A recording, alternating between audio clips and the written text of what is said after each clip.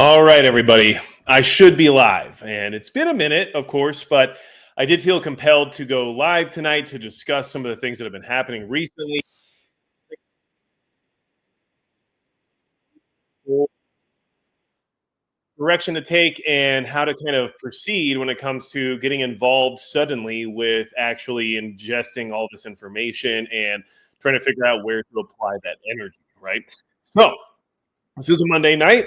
I don't want you guys to think that this is going to be back in action in the sense of doing it every single Monday once again. But I did feel that this was a good opportunity to address everybody because I said back when I stopped doing the regular Monday night live streams that I would be done with them unless something major occurred where I felt the need to address everyone. And right now I feel that way based on the current environment here in the country, based on the information that is being put out there, and based on the fact that there's a lot of chaff that we need to kind of navigate our way through that is detrimental to the overall well-being and movement that's been created by the recent tragedy in the assassination of Charlie Kirk, which, regardless of your feelings politically or ideologically about Charlie Kirk as an individual, the event that occurred was still a tragedy and has most certainly changed the trajectory of our country as of right now. And we will see whether or not that continues in that current path. So good to see everybody. I'm really glad you're here. And thanks for always being supportive. And thanks for supporting the channel in the interim from these live streams not being live anymore. And I do appreciate that you're still here, still trying to get prepared and trying to learn. And that's all I'm trying to do as well. And life just changes and things happen fast and we have to adapt, right? So before we get going, I do want to say hello to some people in the chat. So we've got John Doe 701. Hello to you, my friend, as well. We got Rhonda Pagan. Good to see you.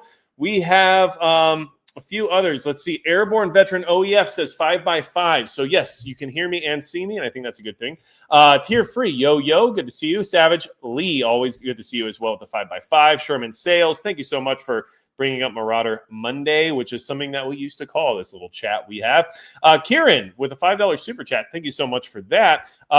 Basically letting everyone know that, they appreciate what I do here because I don't necessarily use clickbait or hyperbolic topics or fear mongering or anything like that. And here's the thing, and I'll be honest with you guys. I mean, in the past, I have definitely dabbled in some of those things while trying to figure out how to navigate this platform and how to get the information that I wanted to get out there to as many people as possible. And so I've learned from those mistakes, and I've learned a lot about how to conduct myself in a more, professional or at least credulous manner. And I think that I've done pretty good about trying to avoid falling into that trap. And one thing I do want to just say regarding that is that for a long period of time, I was just the same as anybody else here on this platform in the sense of trying to digest as much information as I could, trying to learn what I could. And sometimes those same topics were what interested me and got me involved. And those were the topics that I was then reporting on. So it's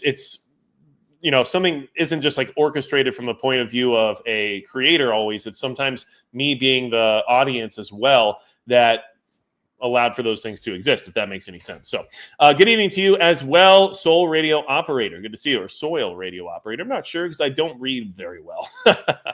Okay, so let's talk about a few things.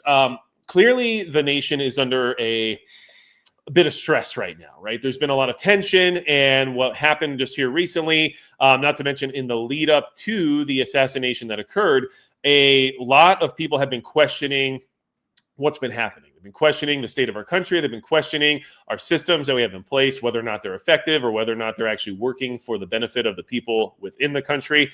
They've been questioning whether or not we are salvageable as a society, right? Because these are all things that are worth asking at this point in time based on everything that's been happening, right?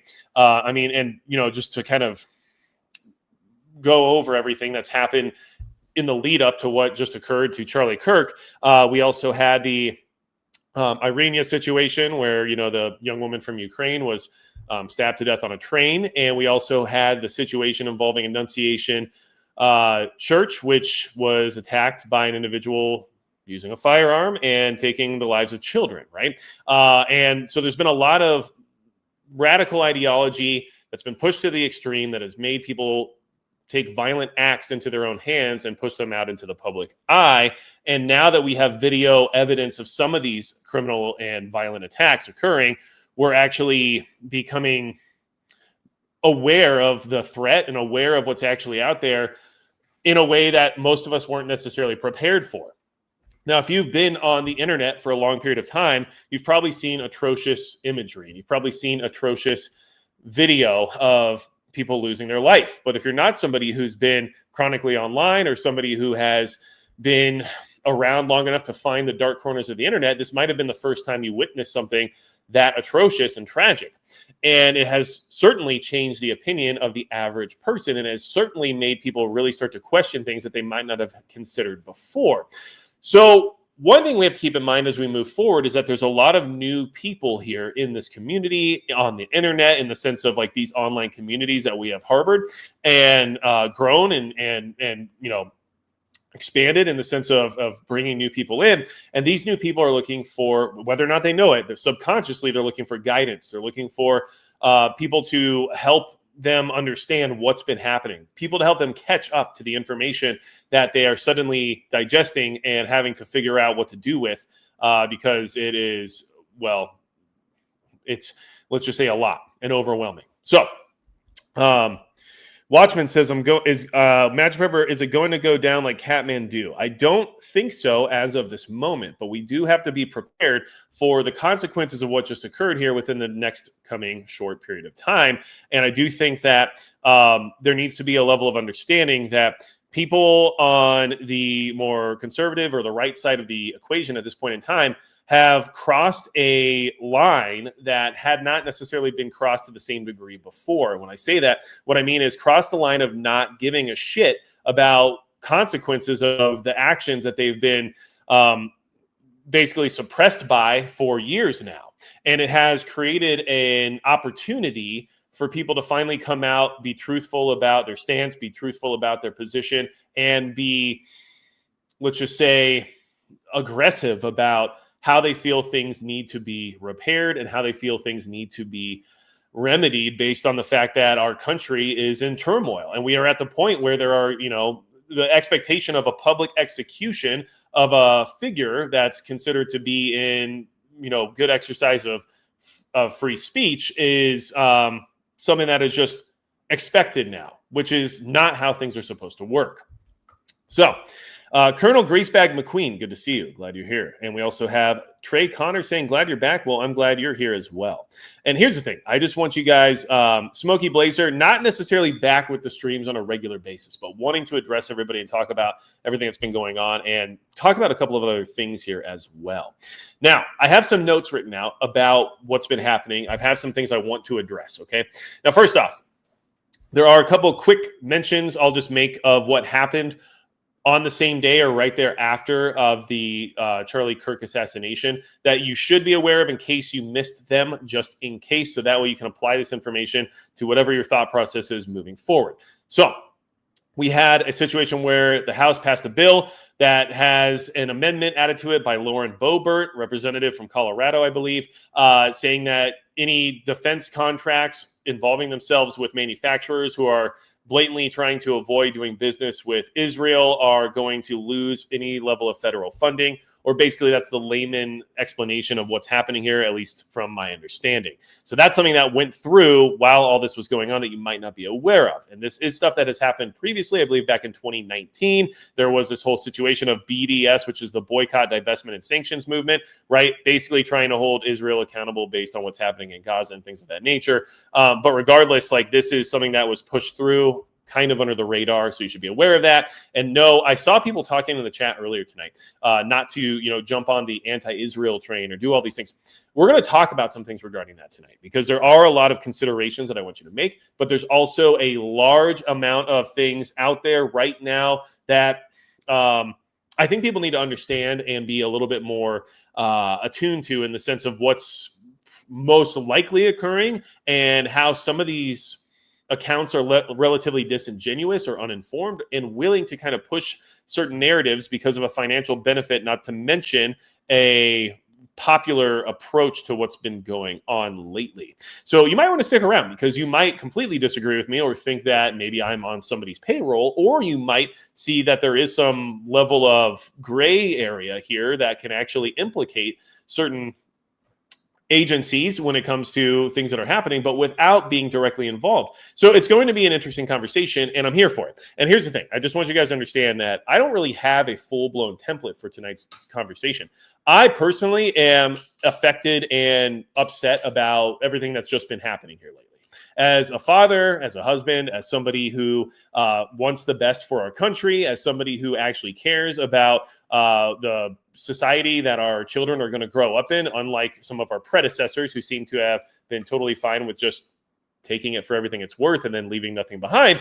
Not all, some. Make sure you don't twist that. But what I'm trying to say is that I am upset about what happened, and I am feeling the need for things to move in a certain direction, but I don't necessarily know my personal thoughts on how that should look or what that should be. So I'm being careful about what I say and how I present things in order to not create any additional noise, which is going to be the noise is the word of the day. Okay. So keep that in mind as we move forward. I have these notes. I want you to be aware of them. Another thing that went kind of under the radar in case you weren't aware of it. And look, these things do both technically in one form or fashion have to do with Israel, but that's not the point of the conversation and not the point of the discussion. I'm not trying to point at these things as being anything relevant to what happened to Charlie Kirk. I'm trying to point out that these things happened during the commotion, which you may not have been aware of because of everything else that was going on. And these stories were relatively buried because of it. Senate Republicans defeat Chuck Schumer, push to force release of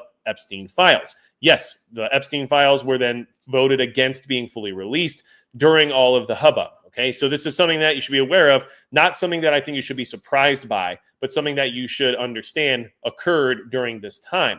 Now, people will point to both of those stories as being evidence of something more nefarious occurring, which most likely, this is my opinion, right? And the whole conversation we're going to have tonight is my opinion, but most likely is confirmation bias more than anything else. But I can't prove that, but we will talk about why I believe that here very shortly.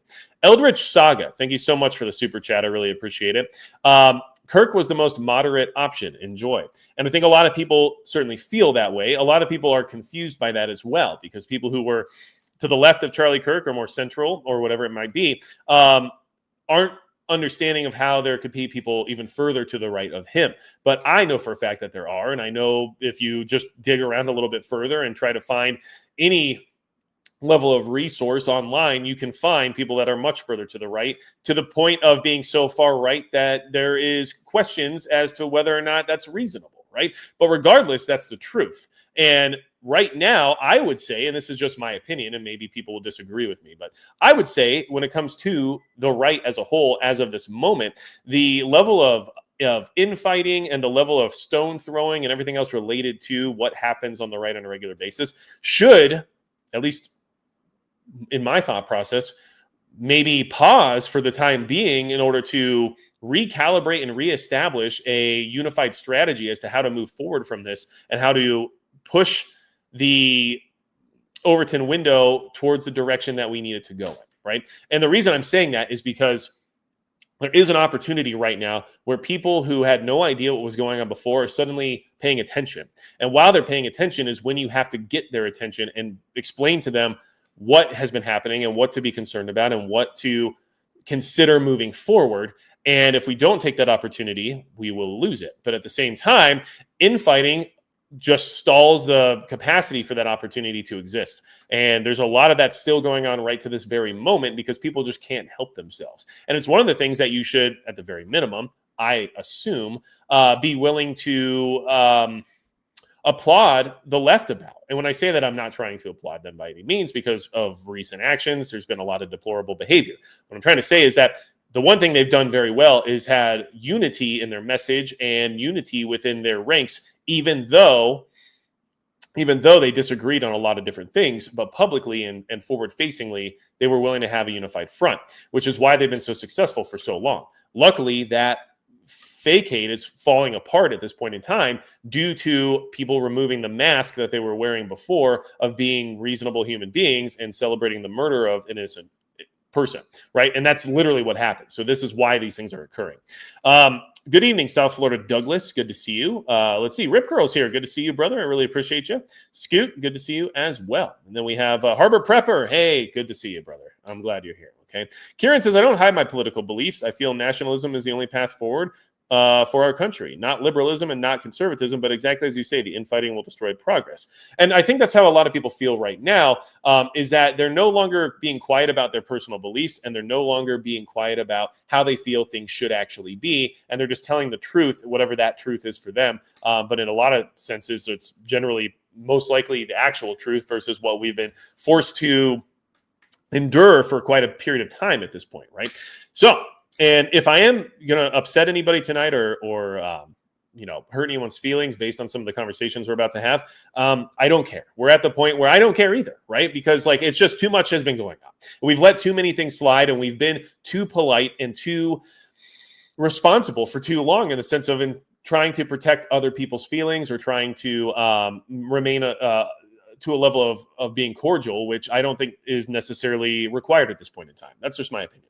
My heart hurts for his wife and children. He touched so many lives. May he rest in peace. I pray for America. Crazy how I feel after this. And I want to go ahead and share that real quick. Thank you, Gears and Guns, for the super chat. I appreciate it. And I do want you to know that I think that's well shared for a lot of people as of right now. Like I said, I personally wasn't necessarily a strong follower of Charlie Kirk. I'd be lying if I said I was. I don't, I'm not trying to claim that, this is something that, affected me to the degree that it affected people who followed him religiously, right? And I don't mean that in the sense of his religion, but in the sense of, a devout follower of his. And I still was affected by it just because of what it meant for our country, which I felt immediately in the aftermath of understanding like exactly what this was going to mean in more than one way, just because of how things have been going and the way I've been trying to mentally prepare myself for more of these types of events to occur. But also because of the fact that, I'm a father, I'm a husband, and just understanding what that family just endured really hit me hard on the inside. And it really made me self-reflect on a lot of things. It made me concerned. I mean, I had just put out a video before all this about how I felt like a failure as a prepper because I don't have my family properly taken care of if I were to suddenly die, right? Like that was like one of the last videos I made before all this occurred. And I like now that feeling was even more just strengthened because of what I just saw happen to this family. So yes, there's a lot of people who are personally affected by what occurred, even if they weren't necessarily someone who was a follower of Charlie Kirk directly. Now, we also have a little bit of an update that I want to talk about here. And listen, the one thing I do want to understand, or not necessarily understand, but at least put out there, is that like if you don't agree with what I'm saying, or if you don't agree with like what we're talking about here tonight, stick around and let's have this conversation and let's discuss some of these things on a certain level, because I'm going to tell you some stuff that's going to make you upset probably today, because I just don't give a shit anymore about trying to like sugarcoat things or trying to, lay out the breadcrumbs for people to find their own path towards the information. I'm just going to tell you how things are, and then we can just say I'm wrong, and that's fine. But one of the things that I'll say that, Charlie Kirk may have done inadvertently through his, assassination and untimely death is prove the point that discussion and discourse is extremely important, and something that we need to be more willing to have and willing to participate in, even if it makes us uncomfortable. So that's something that I just wanted to kind of throw out there tonight, okay? DH says, that's not the last mask they have to take off. The real face is too hideous to imagine. Imagine that it was killed because he is a loving father and spouse. Understand, and I get why you feel that way, and I think there's some truth to that, okay? Scoot says we need to be upset. I think that's correct. I think being upset is reasonable at this point in time. Rhonda says you can only do as much as you can as long as you have the basics, as you shared in several videos. Exactly, and I appreciate that sentiment, and it is something that makes me feel better about my situation, understanding that, there's always more to do, and I am not going to lie, I am very well prepared in the sense of like, if the grid shut off today, right? Like I'm in a much better position than a lot of people. And I completely understand that. I'm not trying to take away from that, but I have to be realistic about other possibilities as well, right? Like the grid never going down ever, but me suddenly getting heart disease and perishing at an early age, and then my family not being set up to be comfortable without me, right? Like these are things that I like still have to consider regardless of potentials that exist, right? So, Gen X Gemini, none of that cussing shit, damn it. Well, I think you got me on that one, but at the same time, listen, I'm trying to keep it relatively professional and clean tonight, but I also am, this is more of like a personal live stream, right? Like this is me wanting to come out and say, look, guys, we should have a chat, right? Because I was affected by this, and I'm worried about what's coming for our country, to be completely honest with you. Okay, so let's do a quick update on some of the information we have access to now based on mainstream reporting. Don't get me wrong. I'm aware of the possibilities and the potential for things to not be exactly as what we're being told currently. Don't ever misconstrue my ability to look at a mainstream news article and assume that I just believe everything I'm reading. I'm giving you what the official update is as of right now based on what we have access to as laymen. Okay, Charlie Kirk killing suspect had obsession with the conservative influencer, FBI says. The suspect, and here's the thing. Listen, I think it's well known that I voted for Trump, and I was wanting to ensure that this administration was put into this position of power at this point in time. However, just because they're currently in charge of the Department of Justice and just because they have new leadership at the FBI doesn't mean I necessarily trust everything the FBI does. Like there's a weird disparity between how people view trying to get what they feel is maybe the best current available option into a position of power versus just buying into every single thing that occurs thereafter. Like those things are not necessarily required to be tethered. But the suspect arrested in the fatal shooting of Charlie Kirk had an obsession with the conservative influencer based on alleged shooter's digital footprint, FBI Co-Deputy Director Dan Bongino said Monday on Fox News. Tyler Robinson, a 22-year-old Utah native, is accused of fatally shooting Kirk during an event at Utah Valley University on September 10th. Bongino said the suspect appeared to have exhibited multiple warning signs. Now, this is something that you should keep in mind for yourself and for your family and for people around you. These people generally do exhibit multiple warning signs. They do. It's just part of the situation, and it's something that law enforcement is continually trying to evolve and figure out how to get in front of when possible, because often these people can be talked off the ledge if they have the opportunity to have that conversation. But more often than not, nobody steps in to try to acquire a level of help for these people, provide them a level of support, or even just have a discussion with them that allows them to maybe figure out that what they're about to do isn't necessarily a good idea. So this is something to keep in mind, because if you have people in your, inner circle or even just in your community that you might be aware of as struggling with some of these things, having that conversation might make the difference between something terrible happening or not, right? Like these are things to keep in mind. Okay. Bongino said they are looking into whether anyone knew the shooting could happen and didn't alert authorities, referring to online chats Robinson allegedly had about Kirk. Did they hear it and think it was a joke? That is what we're trying to find out now, he told Fox News. If there is a larger network here, we will find out. We will get that out to the public as soon as we can, okay? They talked about finding DNA samples on the rifle, on the screwdriver, all this other stuff.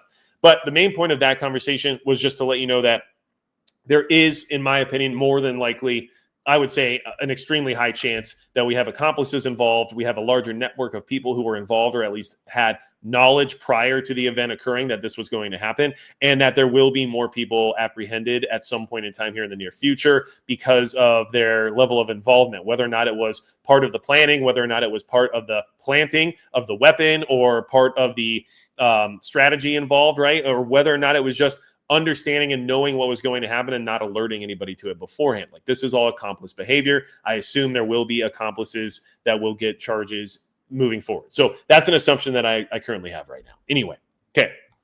And one more thing is that this could be part of a larger plot, okay? So I want you guys to kind of just keep this in mind as you move forward, because you could find yourself in a situation where maybe something unfolds where you are or regarding your possible community or group, right? Like if you're part of a church, like these are the types of organizations that these people have been targeting, right? Like you need to be aware of these types of things because you're considered a part of the problem, even if you don't actually actively promote anything or actively publicly display your beliefs. Like it doesn't matter to these people that this is who you are, right? Okay, so Monday, FBI Deputy Director Dan Bongino said Monday that investigators are probing whether Charlie Kirk's alleged assassin acted alone or as part of a broader plot, while also revealing troubling signs that the suspect had been taken over by ideology leading up to the shooting. if there was a larger effort, if there was any aiding and abetting, whether it be financial or someone who knew the specifics of it and failed to report that, we're looking into that, he told Bill Hemmer Monday. There's not going to be a stone left unturned. Like I said, I do believe we're going to find there's more to the story. So, listen, we're already deep in this, 25 minutes in, and I haven't even got into my rants yet. And this is because I wanted to build some context, set the stage, give you some information about some relevant things that occurred during this tumultuous time, while also giving you some considerations before we get into the deep nitty-gritty information. Okay, so EP. I like conspiracy theories because they're thought-provoking. It's mostly just using evidence and reasoning to come to a conclusion. It's not meant to pass as fact. It's just a thought experiment. And I think that is the exact possible way to look at some of these conspiracies as something that is interesting and certainly possible to speculate on, but not to buy your own bullshit with. And that's the problem that we're currently seeing right now. So let's discuss some things. First off, is there a foreign element associated with the Charlie Kirk assassination? That's been a big question that's been going on. People are already accusing Israel. People are already talking about Russian and Chinese bots trying to inflame the situation. People are already assuming there was some sort of intelligence agency involvement in this particular assassination plot. Okay, first off, the answer to that question is yes and no. Right?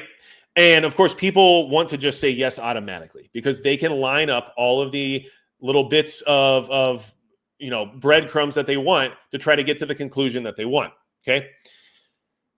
The answer to that question is yes and no, because this is my opinion, this is my assessment, and this is what I've been talking about for a long ass time now, which is why I'm a little bit animated and frustrated about it, because I've been telling people about this shit for a long time, and it just keeps either being buried by the algorithm or not getting much attention because people aren't necessarily concerned until after the fact, right? And then people go back and start watching that video or the other videos that I've talked about this exact situation, and they're like, oh, weird how you said this, and now this thing has happened. No shit, because that's the thing that I was telling you was going to happen because of how this works. So we're going to go through this because I'm getting pissed off by all the stuff I'm seeing on X and all these other social media platforms where all these scientists who somehow have a degree in, forensics, but are working at Starbucks are figuring out the mass plot here and figuring out all the different, possible ballistics and the angles and all the different spy guns that are being used now to, commit these atrocious crimes because, basically these people are, Black Ops assets that we just didn't know about, right? While they're working at the gas station, letting you know that they're better at you than anyone else at investigating, including the FBI or any other intelligence agency, right? So, so that's why we're going to get into this, okay? Which I think is reasonable because it's getting annoying.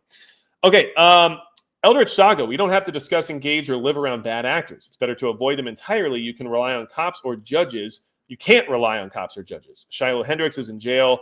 Irina's killer is free again as of today. Free in the sense of getting a mental evaluation. I don't agree with it. I think that person should be locked up indefinitely and likely removed from our taxpayer payroll. If you want my true feelings about it, I don't think they need to be around anymore. So I agree with you to a degree on that 100%. I also think that we can say we don't have to engage with these people, but they exist and they're in our daily lives and they're part of the internet as a whole, and they will interact with you whether you like it or not. So we have to prepare in the sense that we're going to be forced to have these interactions regardless of whether or not we want them to exist, right? So back to what I was discussing, okay?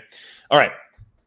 Here's why I mean that foreign involvement is likely, but not to the degree that people are insinuating. And if you guys if I wanted to get 100,000 views on this video and get, 12,000 people in the live stream right now, this would have been titled, proof that Israel killed Charlie Kirk, right? I could easily do that, and I could connect all the dots for everybody, and I could convince every single person in the live stream by the end of it that clearly that's what happened, right? Because it's that easy to build off confirmation bias. And the same thing can be said by saying it wasn't Israel. And I could go through and show you all the dots and all the evidence saying, look, I can prove for a fact that it wasn't them. And by the end of the live stream, everyone who already assumed it wouldn't believe me. And everyone else would say, oh, that makes a lot of sense, right? And that's how things work right now. It's just the unfortunate truth.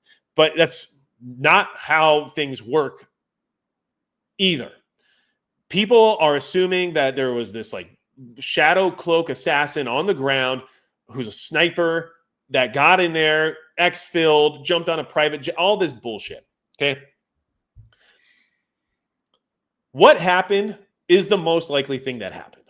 This unstable, deranged 22-year-old who's part of fringe communities that live in a full-blown state of fear and mental instability was coerced and groomed and conditioned to the point of being willing and able to pull off an atrocious assassination of a high-profile figure in order to, in their mind, righteously protect themselves and their own, while also removing a threat to not only their existence, but the existence of the country based on all of these things occurring. These people are the tools of the foreign agencies and not just foreign, domestic agencies that want to see the fall of the United States of America. Why is there foreign involvement and also not? How is this guy the shooter but not related to Israel or not related to Russia or China or any of our other foreign adversaries, right? Here's the thing, okay? They get them, they groom them, they condition them, they let them loose, and they hope for the best. People like Tyler Robinson, people like this deranged human being, they're recruited, but not in the same sense as an assassin, not in the same sense as a contract killer, not in the same sense as a CIA asset. They're recruited through public means of communication. And when I say that, what I'm talking about is Minecraft, Roblox, any gaming chat you can possibly think of. And by the way, all these communities that exist online eventually like to transfer over to other more niche communities, more specialized communities where they can have full-blown conversations and have more of a dialogue on places like Discord, right? Which I have a Discord. You guys can join it if you want. It's free. It's open to the public. I don't care. Please feel free if you want to network and get better prepared and meet people that are like-minded. However, that same exact strategy works for recruiting people that are mentally unstable, mentally unwell, and likely the victims of some level of trauma. These organizations, they find the people that they know are already likely to be influenced. They take them from their gaming chats, their social media groups, they get them into Discord, and that's where organization of their ideas, organization of their communities, and radicalization occurs. Through that process, there are people that are our adversaries, whether or not they're foreign or domestic, whether or not they're globalists or just related to, let's just say, regimes like Iran, right? Anyone who feels that America is their enemy is part of this equation, okay? They take these people, they radicalize them, they push them, and they motivate them to become a little bit further past the point of return. They move them into an even more encrypted and less public environment in order to finalize the preparation. So they take them to somewhere like Telegram, where you can then have actual interactions and actual discussions regarding plots, regarding, I don't know, assassinations or things of that nature. And this separates culpability from these entities because they're not using assets, they're using indirect assets. And these indirect assets are generally targeted by predators. You have to understand that a lot of these people have been the victims of sexual abuse. They've been the victims of some level of grooming. They've been victims because they're part of the community that has a high likelihood of being someone who's had that level of trauma, which allows them to be easily influenced. It's not a good thing, but it's just the truth. They use people who are straight up predators to find these people because those predators are already doing it. And they're already trying to push these people to do things that they're uncomfortable with. And they're already out there actively seeking some of these types of people who can fulfill their perversions. And so these people are incentivized to some degree. We don't know exactly always how. Is it financially? Is it through some level of following? Is it through some level of support? I don't know. But I do know that these people are part of the system that starts this filtration process of dropping these people into the maybe we'll do it category. Okay. Now, this does mean that there is foreign involvement. This does mean that our adversaries are doing this, but they're doing this daily. They're doing this every single day, every single hour. They're part of the media. They're part of social media. They're in every single system. They're flooding things with bots. They're trying to convince people of terrible things and terrible ideologies and terrible thought processes. And it's a full-blown goal to destabilize the United States of America through societal decay and unrest. And it works, as you can see right now. However, in these moments, when a particular person or a particular figure that had a level of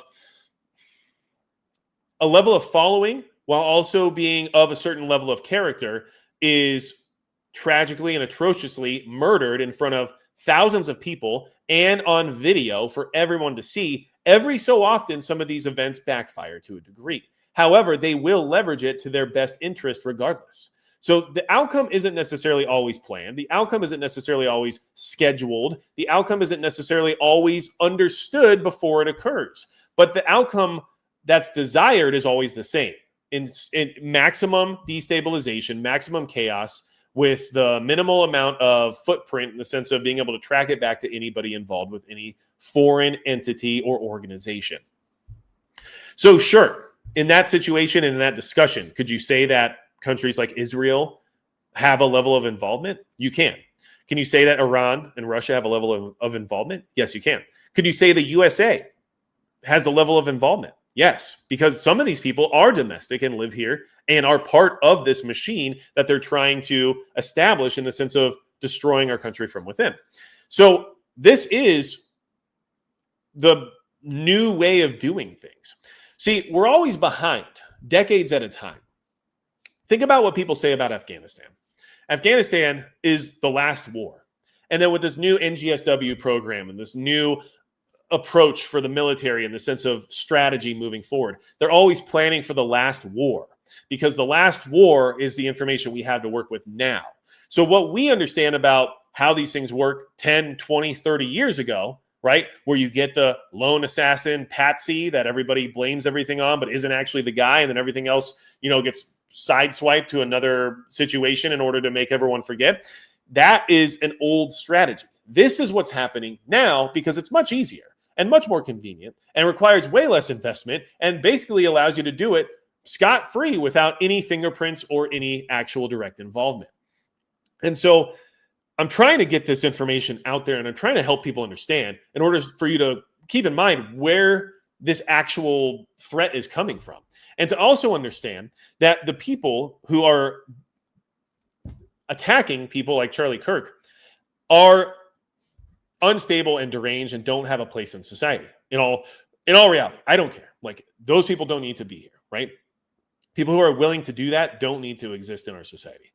But they also were people who likely had a lot of problems before getting signed up to do something along these lines, and then were targeted directly by some of these malicious actors because of the fact that they knew they could be easily influenced, and because they knew they could prey upon their insecurities and upon their vulnerability based on the communities that they're part of, based on their sexual identities, based on their level of depression or a requirement of emotional stabilization drugs and things of that nature. Like, there's so many different indicators of someone who would be susceptible to this type of programming that they don't need to go pay the Black Ops assassin to go make an assassination look like an accident, right? Like, that's not what needs to happen anymore.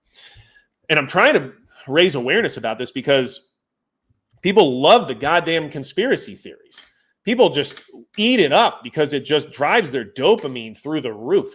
Being the Sherlock Holmes detective that figures it out before everybody else does, including the entire U.S. government, is a rewarding feeling. And it makes people feel superior. It makes people feel like they're highly intellectual and more intelligent than everybody else around them. And it gives them confirmation bias of their own intellect more so than even just the information that they're trying to portray.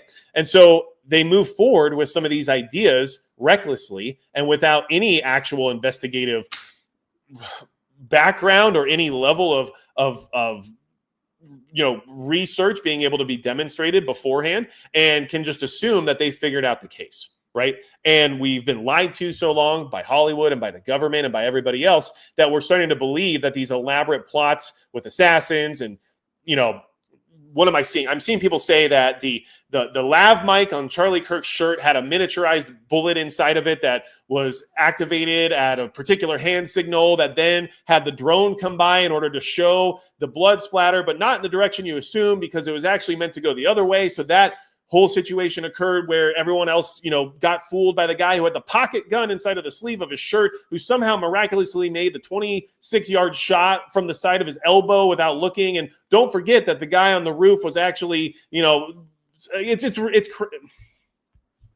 sorry, I'm getting a little off track here. So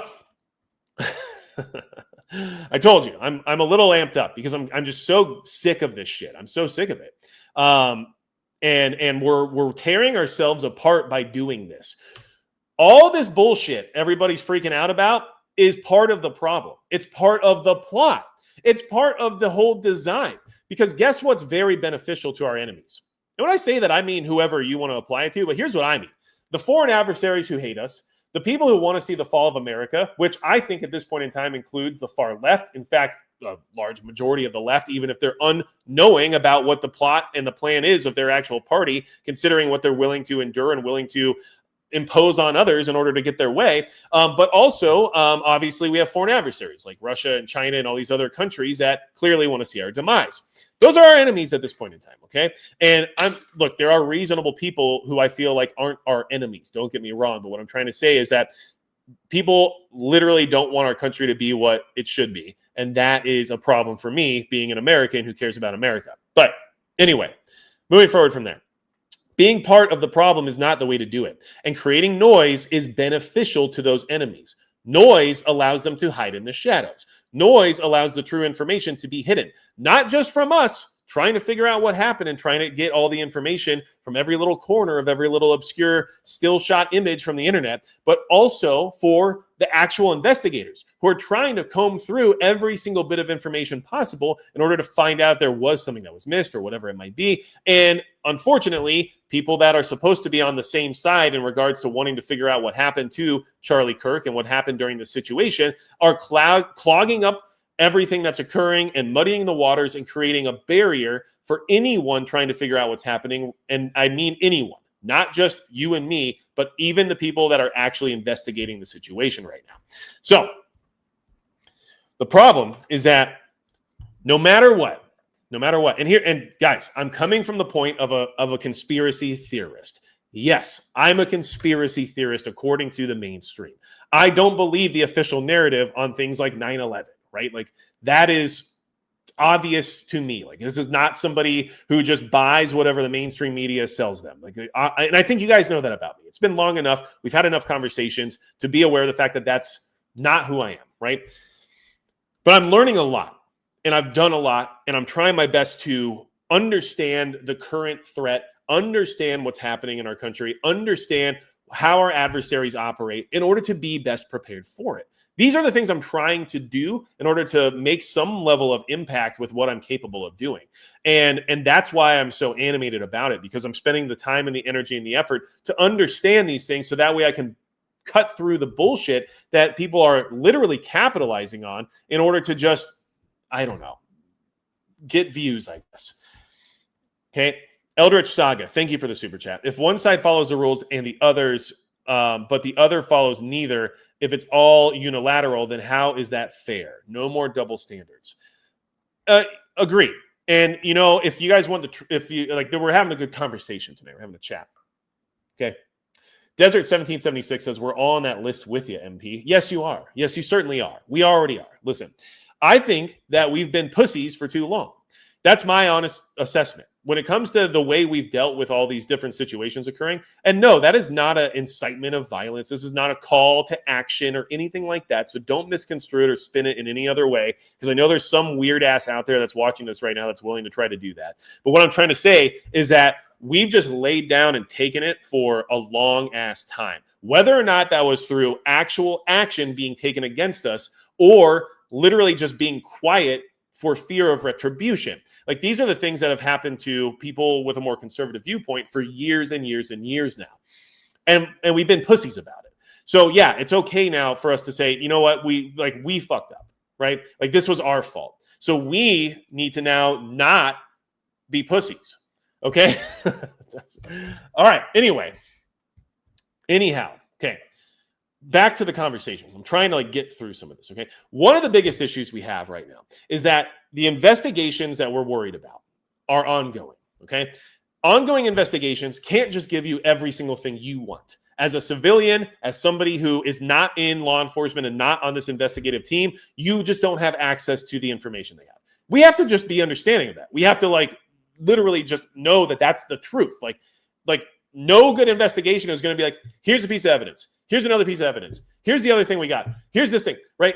Right now, what we're dealing with is an FBI that's trying to be more transparent based on what used to be the case because of the people that are being put in these leadership positions, trying to have this idea of transparency, but it's creating issues because by being transparent, they're releasing information too quickly or telling us things that aren't necessarily accurate quite yet because they're trying to be transparent, which is almost detrimental to the investigation at this point based on all the mishaps that occurred in the early stages of what was happening.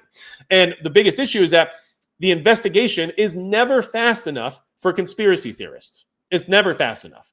No matter how fast information comes out, it's not fast enough because they will take every single thing they can at every turn and turn it into some kind of conspiracy before it even exists. And if an investigation takes 2 weeks, that entire 2 weeks is just people going crazy about every little thing that they think occurred and eventually coming to a conclusion that they believe full-heartedly without anyone else being able to change their mind. Oh, almost like the people that everyone's so upset about right now, right? Well, why can't you be reasonable and have a conversation and be able to change your mind or have an open mind about different things that might have occurred, right? No, for some reason, a lot of these people, they immediately get into their head whatever it is they think that happened, and that's it. There's no other common ground to have. There's no other discussion to have. And you're the idiot now if you believe anything that's happening on an official level versus what they say. And that's crazy talk too. That's where we've lost the plot, right? Then we're just doing the work of these assholes who are causing these problems here in this country. Because then we're just out here putting out blatantly false things, just saying for a fact that they're true. And that's just beneficial to the people who did these things. Because yeah, listen to that guy. He's right. That's exactly what happened. Actually, yeah, perfect. Everybody believes him, so why not just go with it, right? So that's a huge issue. Now, this noise is created, and it's a part of the plot. It's understood that it's going to happen, and that's why these bots and all these different random accounts occur or don't occur. Well, I guess they do to a degree because some of them are not sentient, but they just start posting and getting into it immediately after some of these events happen. And even if the people who are behind these accounts aren't necessarily related to the event that occurred, they are then using it and leveraging it as a way to create that additional instability. So now muddying the waters makes it so none of these people are necessarily identifiable and nobody is necessarily held accountable for some of the views that are being put out there, which we have to understand right now. And I'm trying my best to just drive this part home. We need to understand that right now, there is a shitload of new internet people that just didn't know about anything before. There's a whole bunch of new people, whether or not it's from the boomer generation, whether or not it's from, Gen Alpha or Gen Z or people who just weren't paying attention before. All these people are coming out on TikTok and on YouTube. I'm seeing, Star Wars content creators and car mechanic content creators. And I'm seeing gardeners and all kinds of different people from out of left field just suddenly being like, holy crap, what is all this happening right now to our country? And I'm defeated and I don't understand what's going on. And I'm sad and I am stressed and I'm upset, right? And these people are suddenly coming out of the woodwork, which means for a fact that all these other people who don't even exist on the internet right now are suddenly here. And so we have to do our best to kind of shepherd those people through all this mess and to try to help them understand where they need to land, where reasonability exists, what they can start doing to be a little bit better prepared and maybe have a better understanding of the way things work. But this chaff and this noise that's just propagated throughout everything is grabbing them, and it's magnetic, and it's pulling them in, and it's telling them stuff that isn't necessarily true, or feeding them all this stuff that they just never even had a chance to ingest before in their life. And suddenly their mind is blown wide open in a bad way. Right? In the wrong way, because now they're just accepting all this stuff as fact because they have never heard this stuff before. And people on X can connect the little dots for these people to the point where there's no way they can conclude anything else. And that's not how we want these people to suddenly join a movement. That's not how we want these people to suddenly be involved with, let's just say, like a conservative internet or a social media community that's more on the right or whatever it is, right? Like that's not how these people need to get started. They need to get started slowly, and they need to be caught up to what's been happening and what has occurred and what level of information they need access to in order to really understand, why these things have been happening to them specifically. Like, that's how things need to be done. But these people are coming in and they're already just like falling right into the trap because there's no filter and there's nothing stopping these people from just forcing their opinion of how things are right on top of them, right?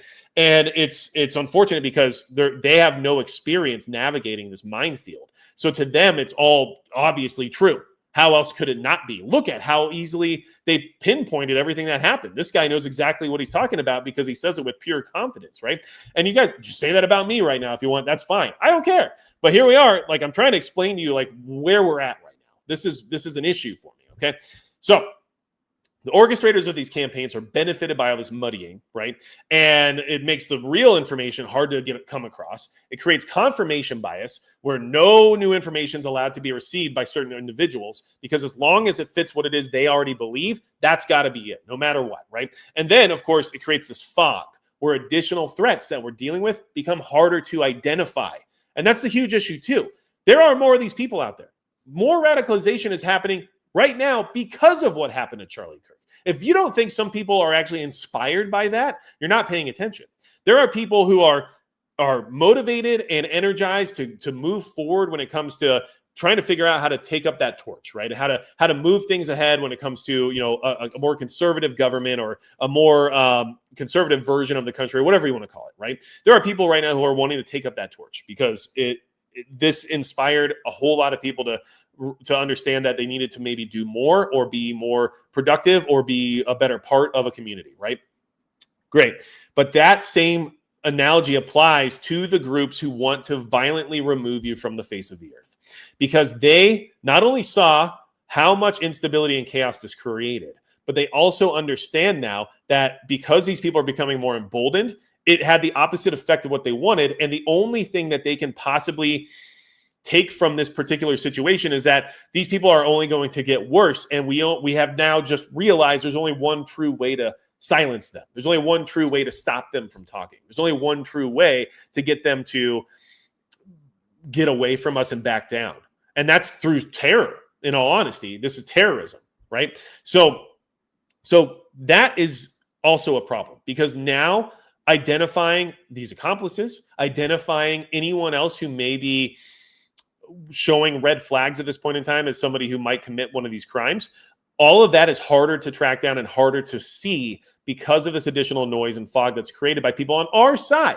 We're doing it to ourselves because we're so skeptical of everything, which is understandable, but also because we're so quick to just buy our own bullshit and think that we're so intellectually superior to everybody else, right? And I'm not saying you, I'm just saying like a lot of people on our side seem to have this, intelligence stick up their ass where they feel the need to prove to everyone else on a regular basis that they're above you, right? And it's frustrating to me because I think that it's detrimental overall and not beneficial in any way, shape, or form. Although some of these people I find to be intellectual and some of them I do find to have good information, they've gone off the rails at this point in time and they've lost the plot. And they also have financial incentive to do so. Kieran, I don't want to get you in trouble with YouTube, but have you heard of groups like Patriot Front, Nova, or the American Freedom Party? Yes, I have. And my opinion on those is that they're part of that destabilization campaign. They're part of the entire plot. They're here to create additional chaos, create additional friction, right? And build tension with the intent to hopefully garner a reaction, get somebody to get violent. So that way they can then take that and move it up to next level activities. And that's just to me, like the same as Antifa, the same as Patriot Front, like even if they're being used to that degree without even having the forefront or knowledge to understand it, that was in my opinion, what's occurring there. Okay. So now here's some of the stuff that I'm seeing and I want to share with you. Listen, I have a private live stream scheduled tonight. It starts at 9:45. I don't think we're going to make it. I'm going to keep this stream going for as long as I need in order to get all this out, get it off my chest, right? And share this information with everybody because I think it's important. I'm pissed off. I'm frustrated, and I'm not just frustrated with these psychopaths on the left who are celebrating the murder of somebody, right? Because that's some psycho-ass behavior that needs to be reprimanded 100%. And I don't give a shit about these people losing their jobs and stuff. Welcome to real life. You're an idiot. Okay. But at the same time, we have to see what we're doing on our side too. And on our side, and when I say that, yeah, like I'm conservative, right? No shit, whatever. I don't care anymore. But what I'm trying to say is like people on our side are becoming part of the problem just as much. And also don't seem to be aware of like how some of these things work. Okay. So let's go to an example because I want to. And just so you guys know, here, I'm going to start sharing some PDF files. You guys don't have to download them if you don't want. I understand why you might not, but I'm going to start sharing some of these really quick because let's see here. We've got, this is a PDF that's called Policing Extremism on Gaming Adjacent Platforms. Awful but lawful. This is about trying to figure out how to deal with people creating these extremist communities on places like Discord. Okay, so you know what? Actually, I don't think that's going to work. Let me figure out a better way to do this, okay? Yep. Let's see. How can I set this up so that you guys can easily access these PDF files? Master Debater. Give me 1 second here. And I'm going to say this just so you guys can see them and also just kind of figure it out. I don't know if I can share these correctly in the live chat to where it's going to be formatted correctly. So I might have to figure out a way to maybe host them on my website and then send people there to find it. But Kenny Titus says, no, we are not. The right is not doing anything wrong. We've had it up to here, turning the other cheek. No, I am not saying that the reaction to Charlie Kirk's death and the reaction to the left celebrating it and things of that nature is wrong. I am not saying that at all. What I am saying is that the things regarding Charlie Kirk's death and pushing conspiracy theories without any actual evidence and trying to capitalize on these conspiracy theories in the process is a lot from our side and is problematic. It doesn't help us. It actually hurts us. It does not benefit us. It creates noise. And that noise is super problematic. Okay. So I have some PDF files that I think would be worth checking out. Okay. And these PDF files, we have Policing Extremism on Gaming Adjacent Platforms, Awful but Lawful. This one talks, it's a huge report, guys. Like this is a lot, okay? Like understand, like this is in-depth information if you want to figure out what's happening right now and actually get real research put together, okay? This is talking about how these entities use things like Discord and gaming chats to then pull people into their organizations and then pull them away from their peers in order to isolate them and create a way to radicalize them without anyone even realizing it's happening, including the person themselves, right? So like that's something that I think would be worth checking out.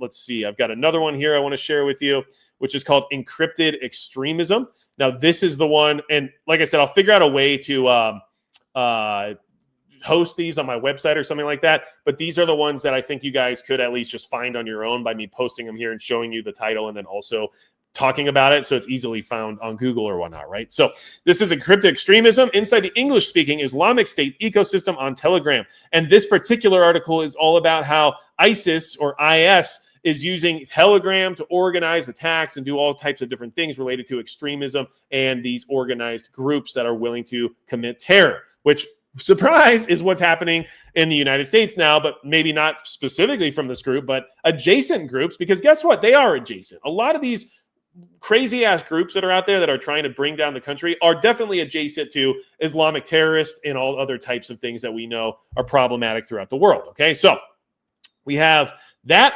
There's also this interesting, this is actually a link online, so I'll share this with everybody really quick. This is something that I want you to check out if you get a chance, and this is actually about the noise that we just talked about. Info Noise, investigating the cognitive effects of noisy information environments. Now, this is something that actually references Steve Bannon in like a negative way, right? Like this is definitely a left-leaning organization that put this information out there. However, listen to this just to kind of understand what it is I'm talking about here, okay? While historically the aim of propaganda was to convince citizens of a certain agenda, novel forms of disinformation come with a different goal in mind: to confuse rather than convince. Or as former President Trump's advisor Steve Bannon put it, the Democrats don't matter. The real opposition is the media, and the way to deal with them is to flood the zone with shit. Although this zone flooding strategy poses a serious threat to democratic functioning, it currently lacks empirical investigation that maps out its effects on citizens, right? So, like, these things are all out there for us to understand and research and get information about. And then this was just something that I also wanted to pull up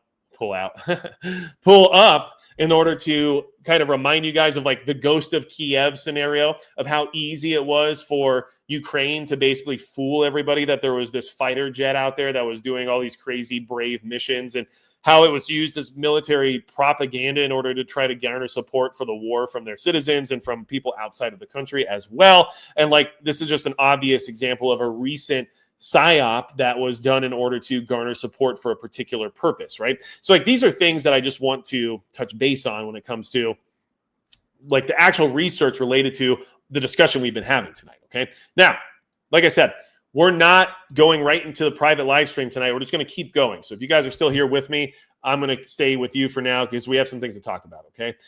Derek, let's see here. Derek, great live stream, MP. Missed you. Solid message tonight. Well, you know what, Derek? I missed you too. And I am trying my best to like provide a good message here, but also like just give you guys the information. I'm just sick of seeing so much dumb shit being put out there, and it's not beneficial. It's not helping anything. It's making it worse. And so, and should you question the narrative? Yes, question the narrative. Does the FBI lie to you? Yeah. Does everybody lie to you? Yeah. So yes, question things, but don't be stupid and don't just buy into shit because you have a predetermined bias for why something should be what it is. Like I said, I could convince every single one of you that Israel did this if I wanted to. And if I wanted to make a bunch of money and get a bunch of views and a bunch of clicks and a bunch of subscribers, that's what tonight's video could have been titled. And I could have just literally laid out a roadmap for all of you to say, see, I told you. And everyone would have been like, yeah, you're right. Like, it's not hard to do if that's what you determine the outcome has to be. However, okay, like this is the stuff I'm seeing. So here's somebody on X. Look, I'm not talking shit, but I am talking shit. I have followed Ian Carroll for a long time. I think Ian Carroll has had some interesting conversations and discussions and done some interesting reporting on a lot of different possibilities, let's just say, right? And he's very critical of Israel. And look, is there a difference between the Zionists and the Jews? I think so. However, a lot of people seem to just lump it all into one large sum. Israel's government, it's very much like America's government. Not every American is in agreement with the government. Please be aware of that, but a lot of people don't seem to be able to make the differentiation. Listen, Ian Carroll, he's had some good points. He's had some things I didn't necessarily agree with, but I think he's just gone over the line at this point, and not in the sense of stepping over the line, but just applying his thought as everything being Israel is being put on full display at this point. And that's the problem with that type of thought process, is that you're not giving yourself the bandwidth to recognize if something could be anything else, right? Anything at all. At this point in time, if I got robbed in a 7-Eleven parking lot, I bet Ian Carroll could figure out a way to basically convince me that Israel did it. So I have my qualms, let's just say, about this level of reporting at this point in time. This post put me over the edge to a degree. Have you guys seen what a 30-06 round does to a ballistic gel head and skull? Because we still got lots of questions about this official narrative. Would love the opinions of expert shooters and military personnel in the comments. What's the point of this post? What is the actual point of it? The point is to generate additional engagement. The point is to generate additional sentiment and to prove that there is a larger conspiracy at hand without any real evidence, but just saying, hey, vague thing that might be related to other vague thing. Now you can see that it's not true. That's not, and it's all framed in the format of asking a question. Okay? Because it's a question, you can't hold me accountable for it. It doesn't matter. This is still noise. This is still bullshit that doesn't mean anything. We don't have the time to research, I don't know, Full Metal Jackets. We don't have the time to research that ballistics gel is not a direct analog to human flesh. We don't have the time to research that bullets do crazy shit whenever they interact with the media, right? Like, you can't predict what they're going to do no matter what. The same bullet in the same ballistics gel shot 10 different times will have 10 different outcomes. These things are very basic things. These are not things that you need to ask people on X to tell you about. You can find them online on your own in a fucking second with one idiom of research. But that's not the point of this post. This is engagement, and this is trying to prove that the conspiracy that they've decided already exists is the truth, and that anything else that's being said obviously isn't, because clearly there's evidence here to show you that no matter what, something's not right. And this is the problem. This is the noise that I'm telling you about. And I don't think Ian Carroll's doing it to be a problem. I think he legitimately has these questions. What I'm trying to say is that it's still a fucking problem. Okay? Listen, people online, especially on X, they take money from Israel. They take money from India. They take money from China. All these influencers take money like from someone, if only the platform, right? But here's the crazy part, okay? First off, full disclosure, I've never been reached out to by a foreign entity to get paid to do anything. And I'm kind of embarrassed about that because, like, where is my phone call, right? I thought I had a level of influence, but I guess not. So I'm not even qualified to be one of these people, apparently, which I guess is a good thing because I would be put in a weird situation like, well, I have to say no. And like, okay, well, enjoy sleeping with one eye open, right? So glad I'm not in that position. But what I'm trying to say is there are people who are in that position, most certainly, that get paid by these people. Do I think Ian Carroll gets paid by Israel? Definitely not. But what he probably doesn't think about, which a lot of people don't think about, is that he still benefits them. You know who's one of their best fundraisers? This guy or anyone else who is up their ass constantly, because they just reach out to everyone else and say, look what this guy is saying about us. Look what this guy is doing. Now you know you need to support us more because these people hate us and want us to die, right? Oh, man, is that what the left does? It kind of is, right? Anyway, the other thing to keep in mind is that because this type of stuff is so beneficial to them, because it's negative, and negative can be turned into positive as long as you know how to do it correctly, which I'm pretty sure Israel does. Well, guess what? As a nation state, you can more than easily manipulate things. Do you want to manipulate somebody's viewer count, somebody's follower count, somebody's level of engagement?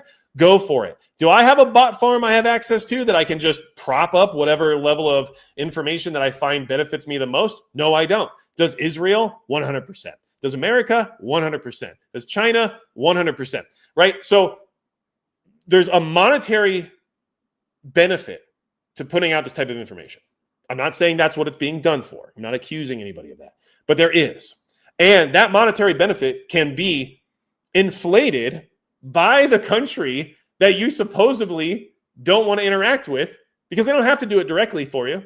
They can just pump your numbers without you even knowing, without anyone really knowing, unless there was an investigation. And even then, who's in charge of the investigation? So listen, like I said, I'm not trying to hate on Ian Carroll. I'm trying to let everyone know that that kind of stuff is a problem, okay? That's a post. Anyway, this is what I'm trying to say, okay? We have to do better about how we approach these things.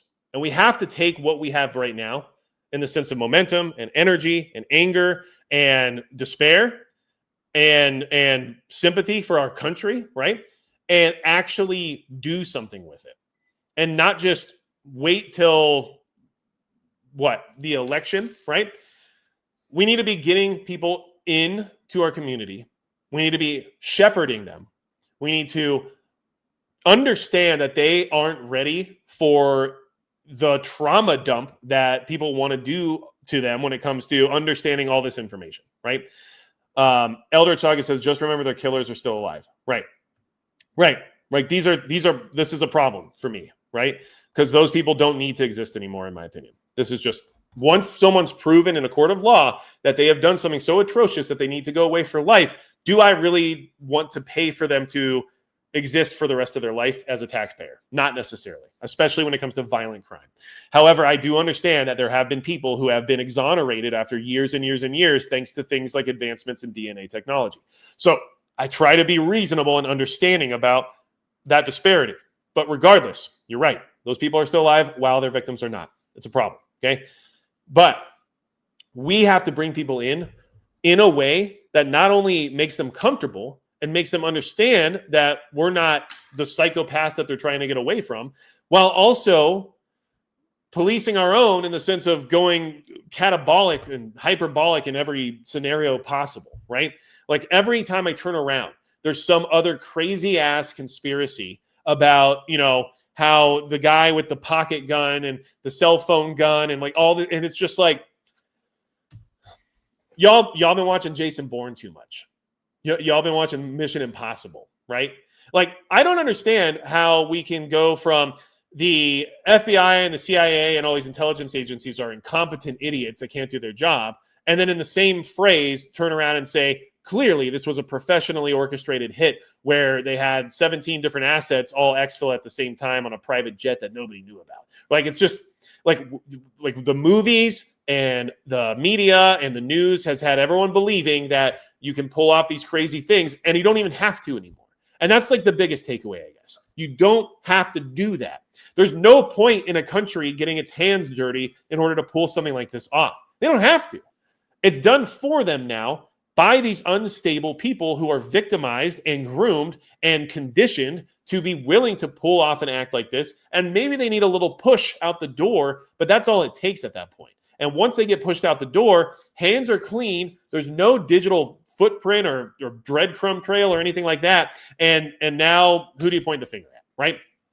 So, and do you think that these entities don't know where everyone's going to start throwing blame and what everyone's going to start focusing on the second that it occurs?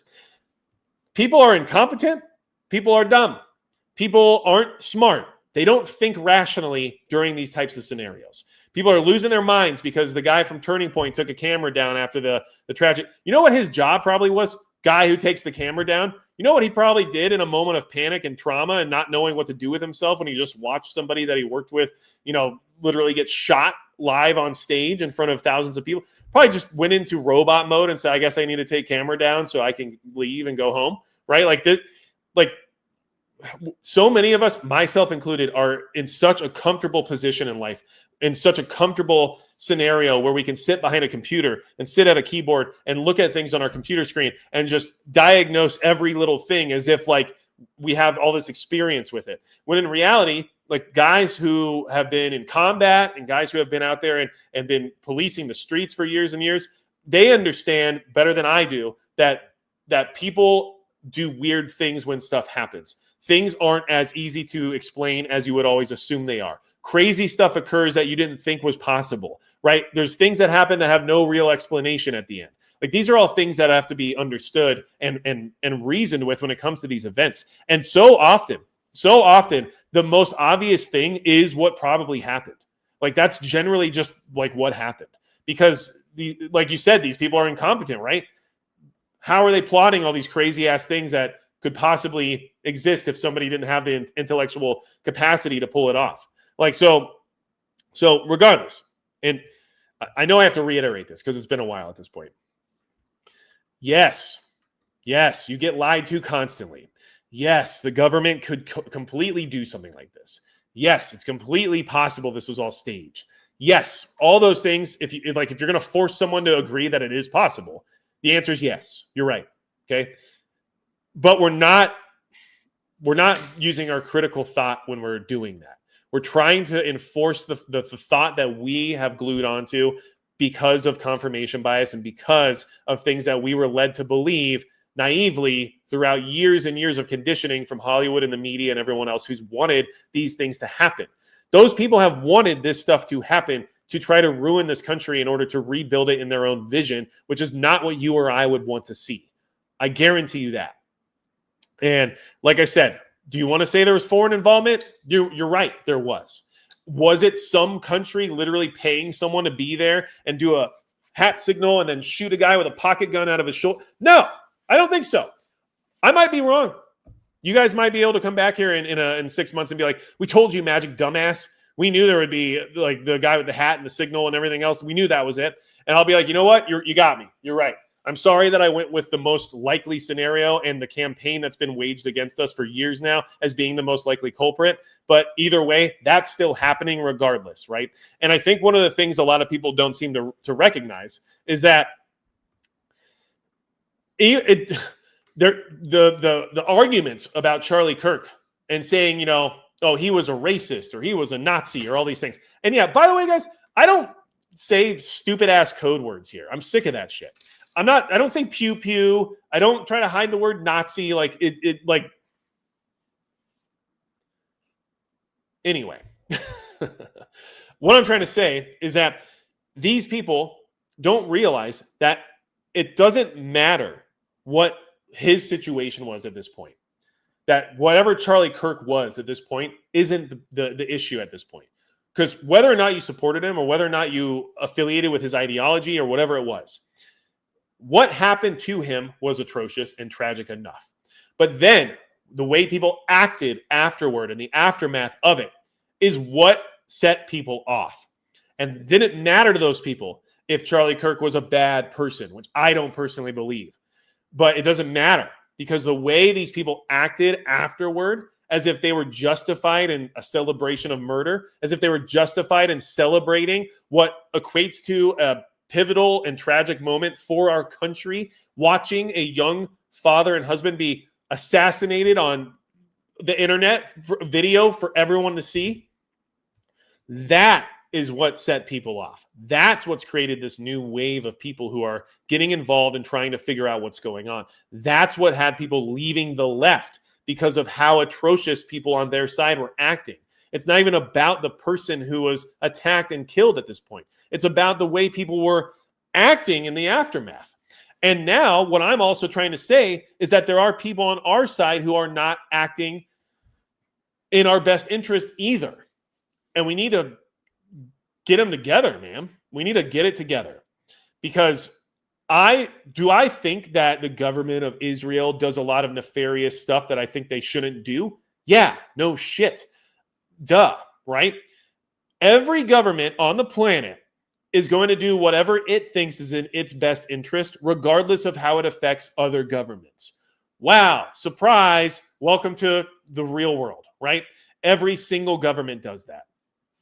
Do I think that there's things we need to try to do in the sense of removing ourselves from some of these ties that require us to give up some of our American values in order to protect another country? Yeah, I think that's bullshit. I also have a lot of questions about everything else going on in the world too.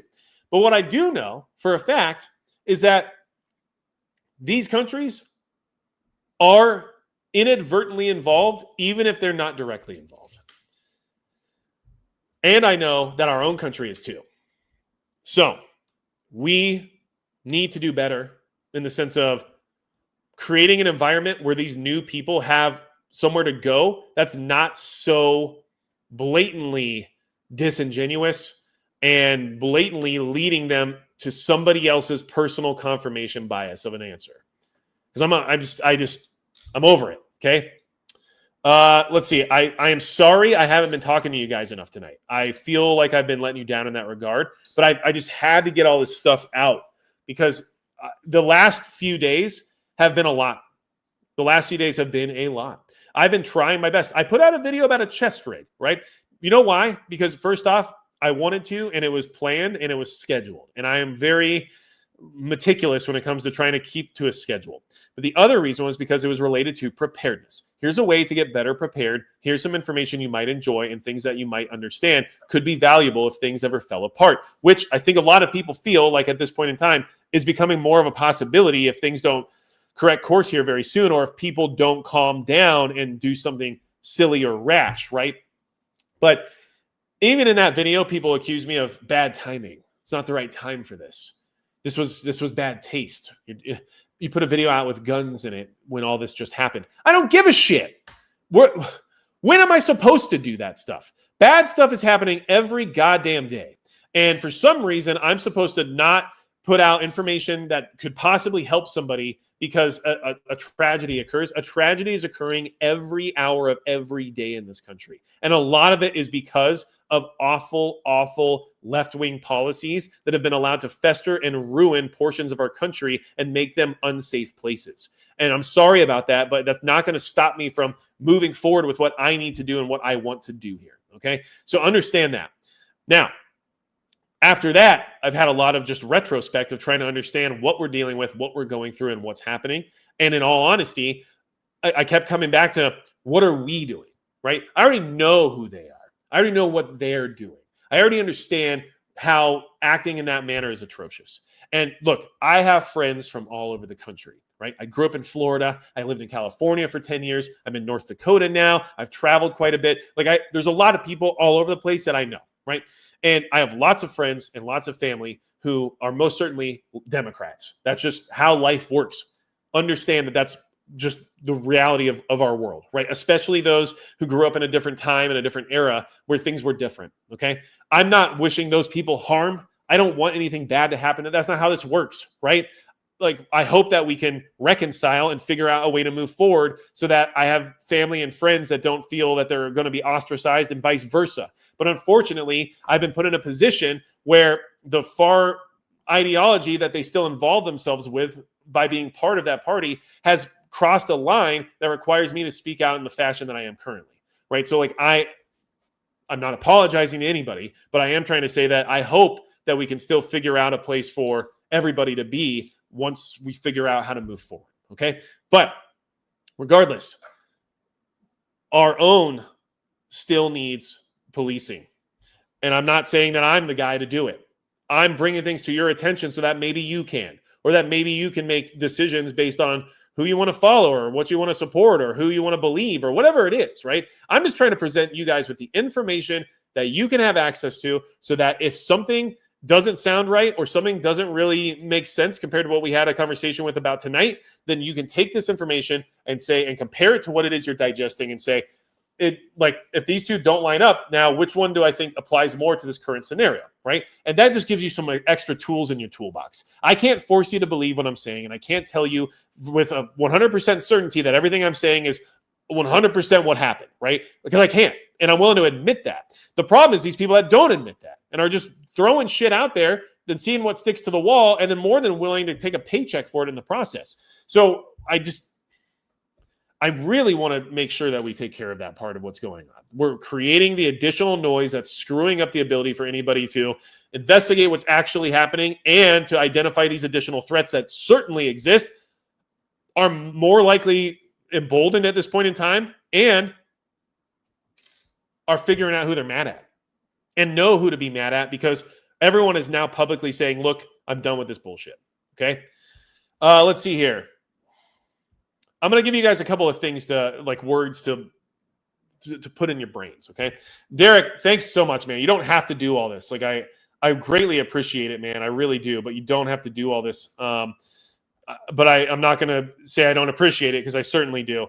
But thank you, Derek, for the super chat. And I am just trying my damn best to explain my thought process and help people. That's always what I've been trying to do here, right? Do I make money? Do I have a business that I've been able to create because of this channel? Yes. There you go, right? Big surprise. Not trying to hide that fact. I've never tried to hide that fact. I think it's been pretty obvious. But my goal and my intent is to provide useful information and to help people get better prepared. That's always been the point of the channel. And that's what I'm trying to do tonight. And I'm just doing it in an emotional and emphatic way because of what just happened, because of what our country is dealing with right now, and because of how many people are just so unaware of this information. I've tried to share it on X. I've put it out in video format here on YouTube. I've done what I can to try to get it out there, and it just seems that it's not gaining traction because people don't want to believe it because it sounds too easy, I guess, or it's not exciting or sexy enough, right? So, if I don't wrap this information into some sort of sexy package that gets everybody freaking out with their dopamine levels going through the roof, then it's hard for me to let it permeate. But unfortunately, that's just the environment we're in, right? So, Don Pyle, thank you so much. I appreciate you 100%. Okay. Pang says, let's not fall back into the dark ages. And I agree with that. We have to figure stuff out. Okay. Rob Sinelli, here's a good point. I tell you what, last time normies got collectively mad, we blamed Iraq for 9/11 and went on a destabilize the Middle East tour and open the floodgates to Europe. And you know what? 100%. We have to be careful about how this all goes forward. We have to. It's just the reality of it. Okay. But Busted Beat, can you get your point across without the GD words, please? I'll try my best. Okay. But listen, I'll just say this. I'm not trying to offend anybody with my language tonight, but I just I can't I'm not in the right mind to like filter myself right now. I'm not in the right mind to try to clean everything up and keep this professional level of approachability right this second, because of how emotionally distraught this whole situation has gotten me, and how upset I am about how some of our, so-called friends and supporters here are complicit in some of the chaff that's been created through the scenario without realizing it. And I just need them to realize it. Like, I really need them to realize it. So I'm sorry about that. You're right. I'll try my best. Okay. Now, okay. And right. So like Daddy Actual comes in and says, it's the Jews. Look, and then, like I said, if that's what you want it to be, then that's what it is. And so congratulations, you figured it out, and now you don't have to worry about it anymore. Right. And that's the problem, right? It's just that easy. And like I said, if I just said that tonight and that was the whole video, boom! Next thing you know, I've got 100,000 views and all the super chats coming in from the believers, I guess, right? And like that's how you can do it. So if that's what you want to do, you can do that, and it's super easy, barely an inconvenience. I could do it right now. We could start a whole new live stream, and I could just retitle it and add in that element of like, watch how I can prove that it was them. And then every single person by the end is just going to be like, yeah. So I'm sorry, but it's true. Okay. Now, okay. Yeah, Daddy Actual, and you're canceled. Right. Of course, whatever. That's the thing. That's what everyone has been freaking out about for how long now? Being so worried about speaking their mind because of being canceled, right? And that's why this huge reaction from the right is occurring right now, especially in regards to these celebratory murder messages that people are putting out on the internet, because the reaction has been to be quiet and to be careful and not to say or speak your mind, because you are constantly being watched and constantly being censored and constantly on the edge of potentially being, canceled. And that's how people like myself have lived for how many years now? And this event with Charlie Kirk has shown how important it is to stand by your ideals, to say what you mean, to speak the truth, and to not be concerned about the consequences regarding what others think or decide to do about it, even if they go to the level of the assassin, which is awful and pretty much the worst thing that any other person can do, right? Like, there's not much worse you can do to someone except kill them. So that is atrocious and awful behavior that we have to condemn. And those types of people don't have a place in our society. So, but anyway. Now, let's see here. I got some great people here. Yeah. Well, and Gen X Gemini said if I spoke my mind on my channel, I'd get banned. Yeah, and there's a degree of that we have to be careful about, right? Stay the course you're on, says Porky Prepper. Well, thank you, Porky Prepper. I appreciate you. I always enjoy hanging out with you as well. I'm looking forward to the private live stream here in a little bit. But like I said, I just got to keep things going while we're discussing this, because it's just been frustrating as hell for me. And, I'll say this. As a little Magic Prepper, the little one, right? When I was in my 20s, right? Little Magic Prepper was much more liberal in his viewpoints, much more left-leaning, as is most young people, right? And at the same time, had this worldview of conspiracy and all this stuff. And it makes sense for back then, right? Someone who grew up in my era understood that the Iraq War was not everything it seemed, right? And so we had this thing to kind of rally against, in the sense of, why is this happening? It shouldn't be happening, and it's not correct, right? So that all made sense back in the day. But back then, I was naive to a lot of things. And I've grown up quite a bit, surprisingly, right? And I've learned a lot, and I've spent a lot of time documented here on YouTube, I would say, doing research, trying to learn what's happening, trying to understand the processes of the world, of our country, of this geopolitical shitstorm that we have to deal with on a regular basis. And we are, we're in for it, right? Like, things are not what they always appear to be, and they're not great. However, I've learned that my initial reaction and initial belief on a subject isn't always necessarily correct. So I try to take my time, I try to take a breath, try to take a step back, try to ingest as much as I can when it comes to the information that's being put out there and the research and everything else. And then I formulate an opinion. And then I use the resources I have access to, not just Google, not just ChatGPT, but other people that I respect and have a level of intelligence and a level of experience that gained that respect for them from me. And then I take all that and I try to put it into a presentable package for the rest of you when I can. And that's exactly what tonight was. And I hope I conveyed it properly, because I think you can see that I'm upset. I think you can see that I'm emotional. I think you can see that there is a lot of work to be done. I think that we need to do better right now in this moment in shepherding new people into the community, into any level of movement that you're part of, and to get them through the crap that doesn't actually benefit them at all, and get them into what matters first, and then allow them to understand how things have been and what to be concerned about and what to watch out for, especially regarding manipulation of the media and lies and things that are told by the government, in order to get them to that skeptical viewpoint without setting them down the rabbit hole of every single thing on the planet is a conspiracy. So therefore, I can't believe anything anyone tells me, which means now I have no one and nothing, and there's nothing left for me. So what's the point? Right? And I think that that's something that we need to really take hold of, because that nihilistic outlook is something that is becoming more and more popular and more intoxicating online due to that level of overwhelming disbelief. And it's not, and not all that stuff is true. Not all that stuff is true. It just isn't. Some of it is. Not all of it's true. Clover Tag, thank you so much. I appreciate you, man. Thanks for the super chat and checking in. And Clover Tag, it was really awesome meeting you. And I'm glad to be able to meet more people like that within the community and try to, get a better network put together. So thank you so much for that. And thanks for helping me out back at Goals, which was awesome, by the way. So listen, I'm doing what I can.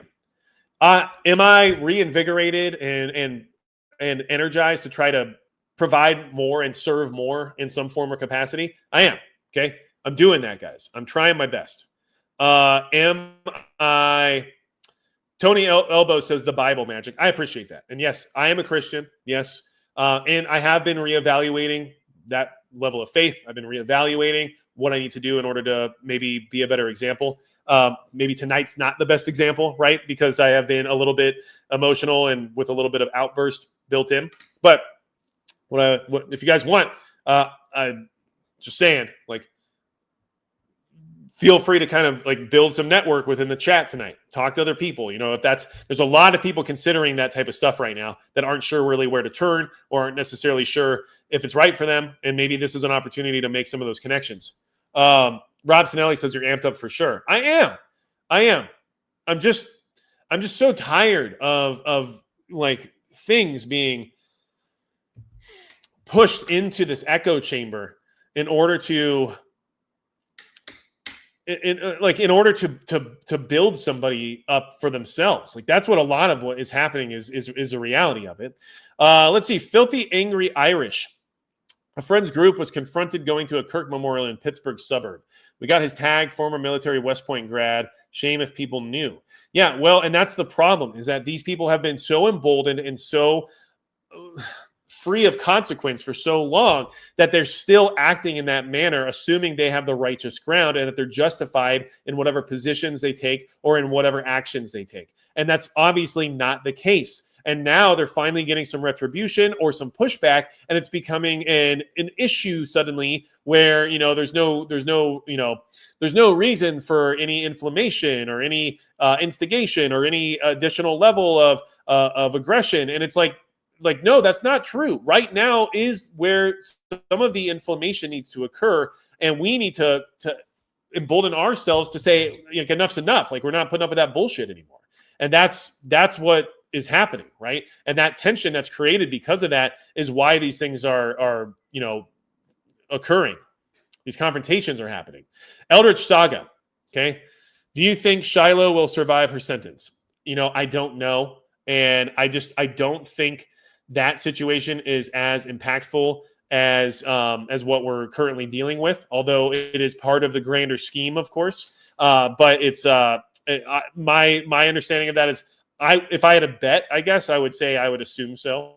But you never know. And honestly, that is a way that people have been gotten rid of before, right? But we're talking about a different level of impact at this point in time, which I think has a more righteous delivery behind it. So that's just my opinion, but I appreciate the super chat and the question. Randall McLean says, we had a Charlie memorial tonight. Me and a few friends were volunteer security because a lot of people were worried about something happening. Listen, a lot of people are out there doing what they can in order to protect their communities right now, and I totally understand that, and I'm all for it, right? I think we should be taking care of our own. That's how things are supposed to work in America. Like, a community comes together and ensures that they maintain their own level of safety. However, what I will say is just keep people close and know who your friends are. And when I say that, I don't mean know who your enemies aren't, right? Or whatever. Like, what I'm trying to say is help guide them and ensure that they're the people who should be in those positions or in those roles. There are a lot of people right now sharing things on social media, I don't know if it's necessarily to get clout, but I think it's because they're trying to be part of something, which I can understand and appreciate, but they're putting themselves and other people at risk because it's very clear that they don't know what they're doing or what they're talking about.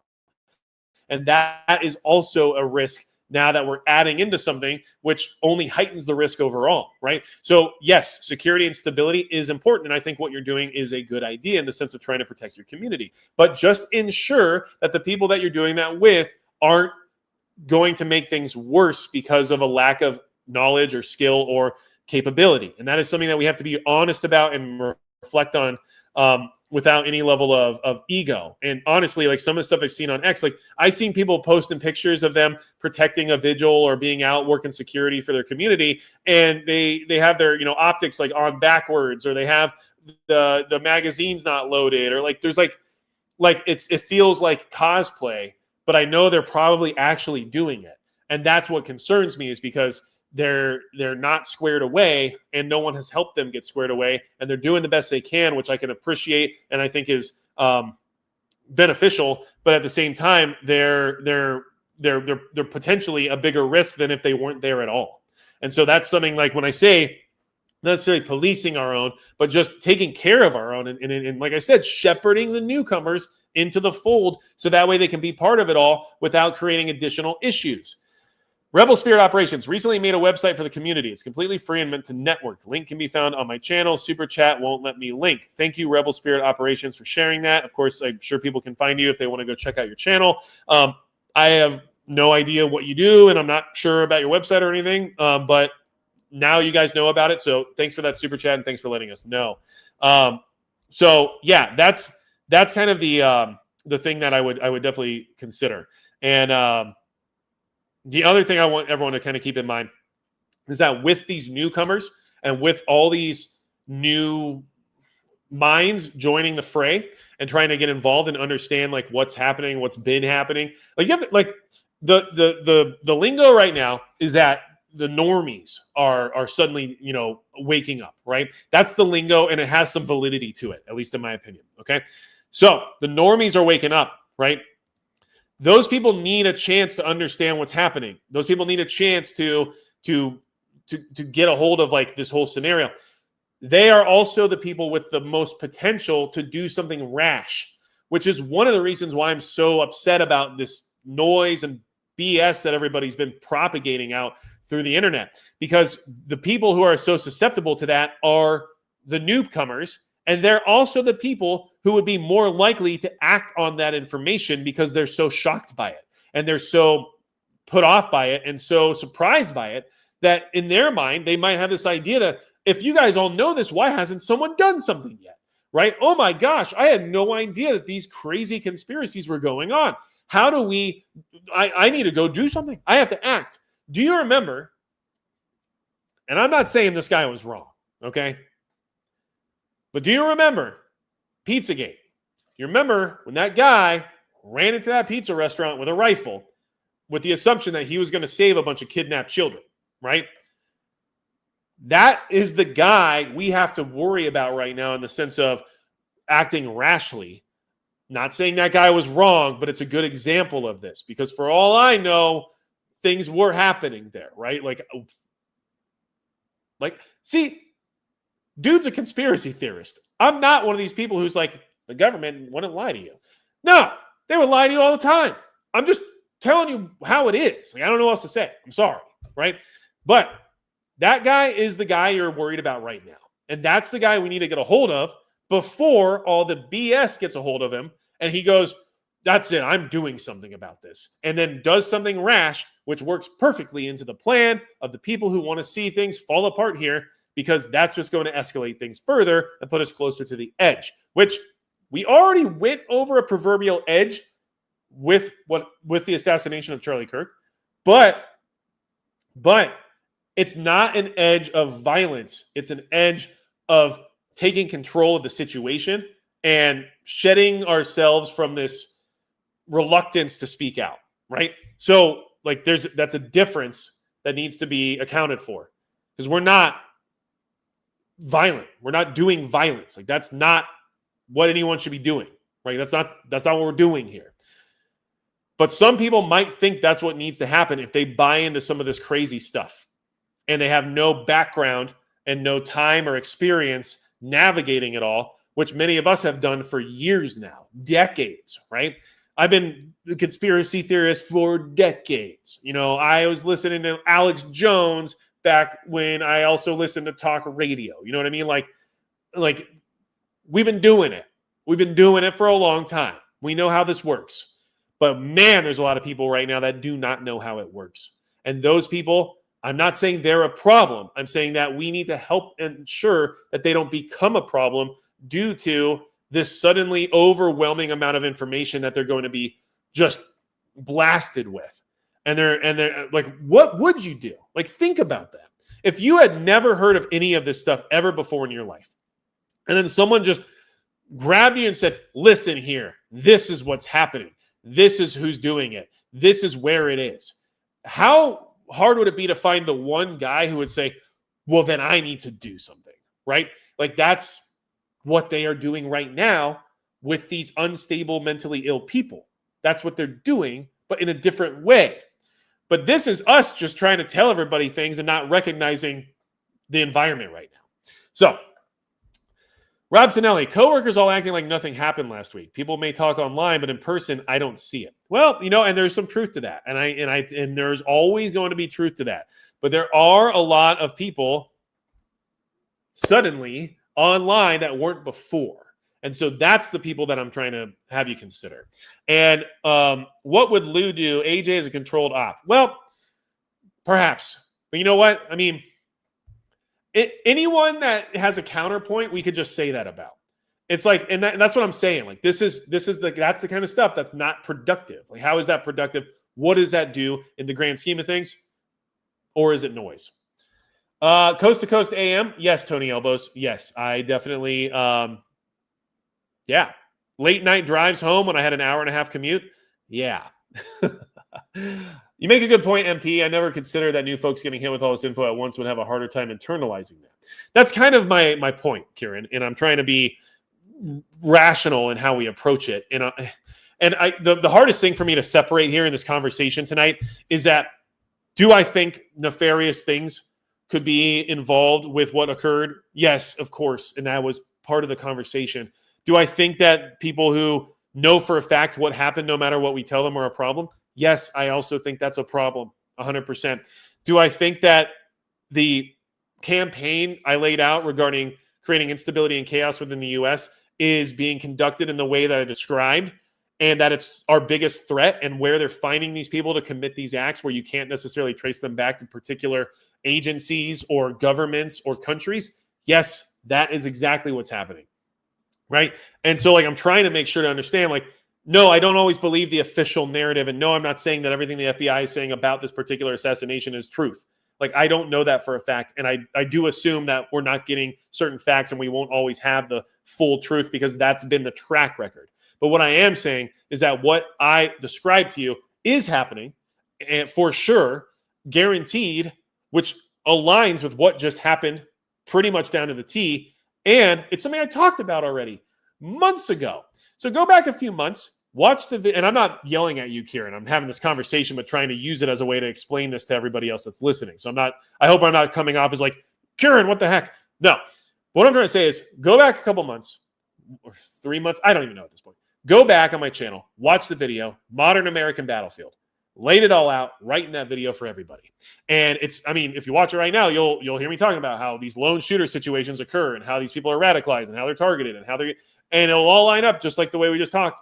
And it's just is what it is now. And I've tried to tell everybody for I don't know how long, but it's just like no one ever like says it like, where is the, like, am I the only one who knows this? No, clearly, right? So where is the additional support of this particular situation, and why isn't it getting attention, and why aren't people discussing it, and why isn't it the obvious situation that's occurring? Because it's either being limited on purpose, or I can't get anyone to actually listen because they're so entrenched in their confirmation bias that they're not willing to entertain anything else could possibly exist. And honestly, I'm starting to worry that it's the second one more than the first one.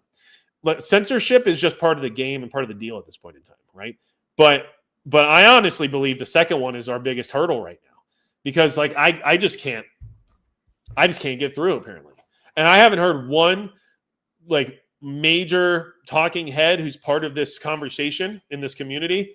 And I'm not saying just prepper community. I mean, like, you know, the conservative media and stuff like that. But I haven't heard any of these people just describe what I just rolled out to you guys tonight to their audience in the same manner to try to understand what's happening. I don't, unless I have, and if I have, show me where, guys, so I can understand where I've been missing out. But like, from my knowledge, I haven't necessarily found that. And I haven't really heard a lot about it. There are those who talk about it in bits and pieces, and I've heard that, but I haven't heard the overall situation being discussed. And I don't know what's going on. I just don't. This is all stuff that's like confirmed and agreed upon, especially within law enforcement circles, especially within intelligence circles. Like, this is all stuff that's like the obvious thing to everybody who is actually boots on the ground investigating things at this point in time. But for some reason, it's not discussed anywhere. So I don't know. So Eras NBC, good night. Keep up the good works. I appreciate you. And I'm trying my best. I really am, guys. I really am trying my best. And listen, Mag Stewart says, my husband was shocked by all the long faces and crying at his workplace last week. He thought he was alone. No, this has woken up a lot of people. Jonathan Hampshire, I have a real honest question. The question is not meant to hurt anyone's feelings. The phrase "make America great again." My question is America doing not so great? Jonathan Hampshire, the phrase is related to the way things used to be, at least in my opinion, and how I interpret it, in the sense of where things were safer, more stable, and economically more accessible for the average American. However, I personally, I think that maybe it was a missed opportunity because it has a level of regression built into the statement that I feel like would be better to transform into something more progressive, but not in the sense of the progressive left, but in the sense of progress of improving our country and moving it forward in an American and constitutionally principled way that allows us to expand and to enrich ourselves while also trying to protect the framework that made this country what it was in the beginning. So if that makes sense, I think that I understood your question there, and I tried to answer it to a point where I guess I felt like I could answer it. Misfit 113 or Misfit 138. Any advice when shopping at Harbor Freight? I mean, not necessarily. I would just say, if something's a good deal and you think it's going to do the job you need it to do a little bit of research. When you go through tools, especially at Harbor Freight, just go on their website while you're there and look at reviews, because some of those tools have awful reviews and you'll know not to waste your money. But like, for example, I bought one of their earth augers and it works perfectly fine. And all the reviews were good saying so. The reviews all said, hey, this thing, I thought it was going to suck because it's like the cheapest gas-driven earth auger that you can buy. Turns out it actually is good and it works fine. I took all those reviews. I said, all right, I guess this is a decent piece of equipment. I bought it. It's been working fine. I planted 100 trees with it, right? Like, so Just do your research. But I think that as long as you can find reviews on something that you're considering buying, you'll be okay.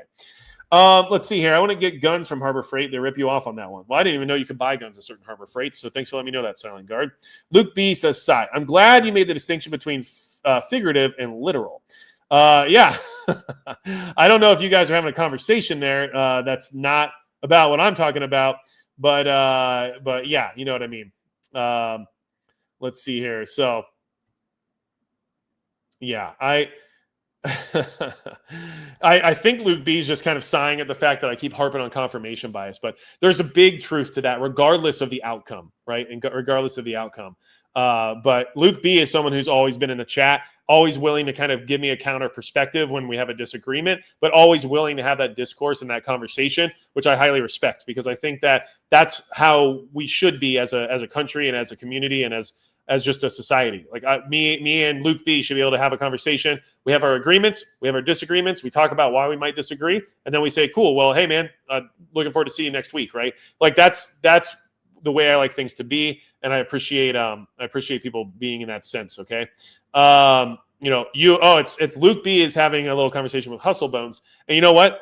Good. That's the whole point of these live chats too. We can have discourse and we can have conversations and we can try to better understand each other, or just decide that we won't have an understanding. And that's just part of it as well. So Kevin Brown, your Earth Auger is manual. I don't think that would get through the dirt I have up here in North Dakota, but you never know. So Cops Help Americans, you're doing great work, MP. Very well done. Well, thank you. I'm trying my best. It's a hard position to navigate, and it is something that God, I'm just worked up about, you know. There's a whole generation now that doesn't know that something's even wrong. It's all just normal life to them, says Bjorn. And the thing about that is that that's exactly why we have to be careful with how we bring all these people in that are suddenly here.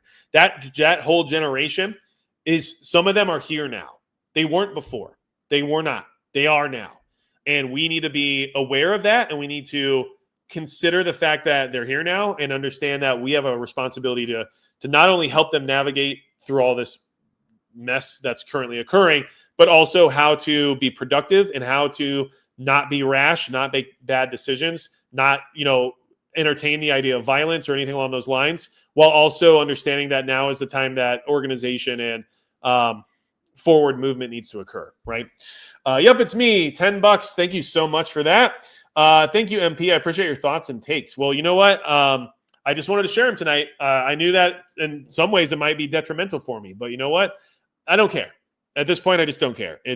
I felt obligated to say my piece. I felt obligated to try to reach people when it came to the information we discussed tonight, and I felt obligated to try to, I don't know, maybe at a certain primal level, help where I could regarding this void that was suddenly left behind by Charlie Kirk and those who were around him and those who followed him and those who felt that he was one of the few voices that they could associate with, or allowed them to have their turn to speak. And, just so you guys know, like you don't have to agree with somebody, right, to have a conversation. But Charlie Kirk was at least allowing people with an opposite opinion to have a conversation and to say the things that they wanted to say, which we don't see like hardly anywhere else. And that's something that, in all honesty, even the left would do well to possibly entertain, to do something similar, to have, people on the right come in and ask questions and try to push boundaries and see what kind of responses can be found, right? And like, these are the things that, that our foundations are built on, and those foundations have just been rocked, and we need to try to ensure that they don't crumble. So the only way to do that is to try to help people move forward, right? So listen, you guys are awesome. Porky Prepper says, I respect everyone's opinion on this channel. Some I have an issue with, but always respect what is said here. And I appreciate that. And that's one of the reasons I like you and we get along. Okay. Let's see here. Hustle Bones, I agree about twisted incentives. That's why I doubt anyone who turns in their own son for a $1 million reward. Yeah, I don't know the details of all that. I don't know how any of that worked out. I don't know what was discussed. I don't know what happened behind those closed doors. So I just don't know. Sure. Can we be skeptical of the shooter, his family, and everything else revolving around that situation? Yeah. You should be. Like, you should be. It would be stupid not to be, right? But jumping to crazy conclusions and trying to come up with bullshit just to try to reaffirm your position is not the way to do it either. And unfortunately, like, the stuff I'm seeing is just out of control. Everyone points to like 17 different people in the crowd now that were all the shooter, by the way. So great. Okay. 17 people made the shot, apparently. Just throwing that out there, right? There's some people on there that have some good research and do some good work too. Don't get me wrong, right? I mean, John Cullen is one of those guys who's out there actually trying to do science and research regarding, acoustics and ballistics and things of that nature. Even that guy, there's times where he gets a little bit, enraged and maybe loses the plot a little bit due to, personal bias or emotion. I mean, and that's just human nature.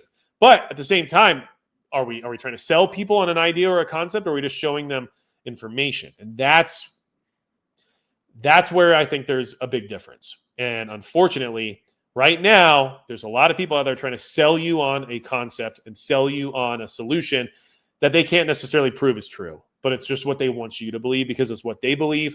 And it also benefits them whether or not they'll admit that, right? So,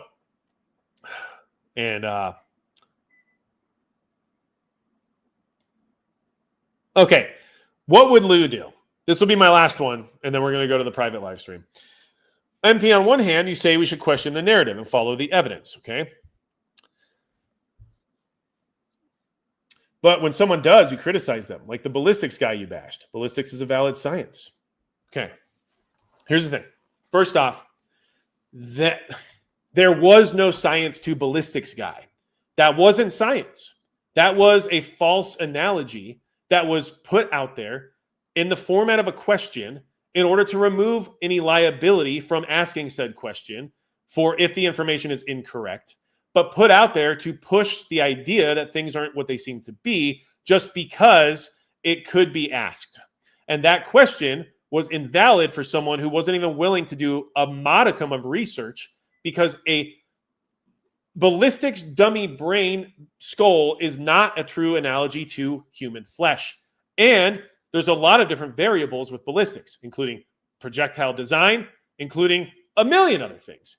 And like I said before, all these things can be easily cleared up based on simple Google searches. So that's why I found it disingenuous. The other thing is that these questions have legitimate incentive behind them besides just truth finding. And that's one of the issues that there is, because the point of asking a question should be because it's relevant to the situation and something that you necessarily can't ask yourself. However, when that question suddenly becomes able to generate engagement, which generates a financial incentive and has really no bearing on the conversation at all besides just trying to prove a point based on personal confirmation bias, that's where the problem comes into play. So that's why I'm saying what I'm saying there. There's asking questions about things that don't add up, and then there's just asking questions for the sake of putting out more stuff that doesn't have anything to do with anything if you were willing to do a 1-minute Google search, right?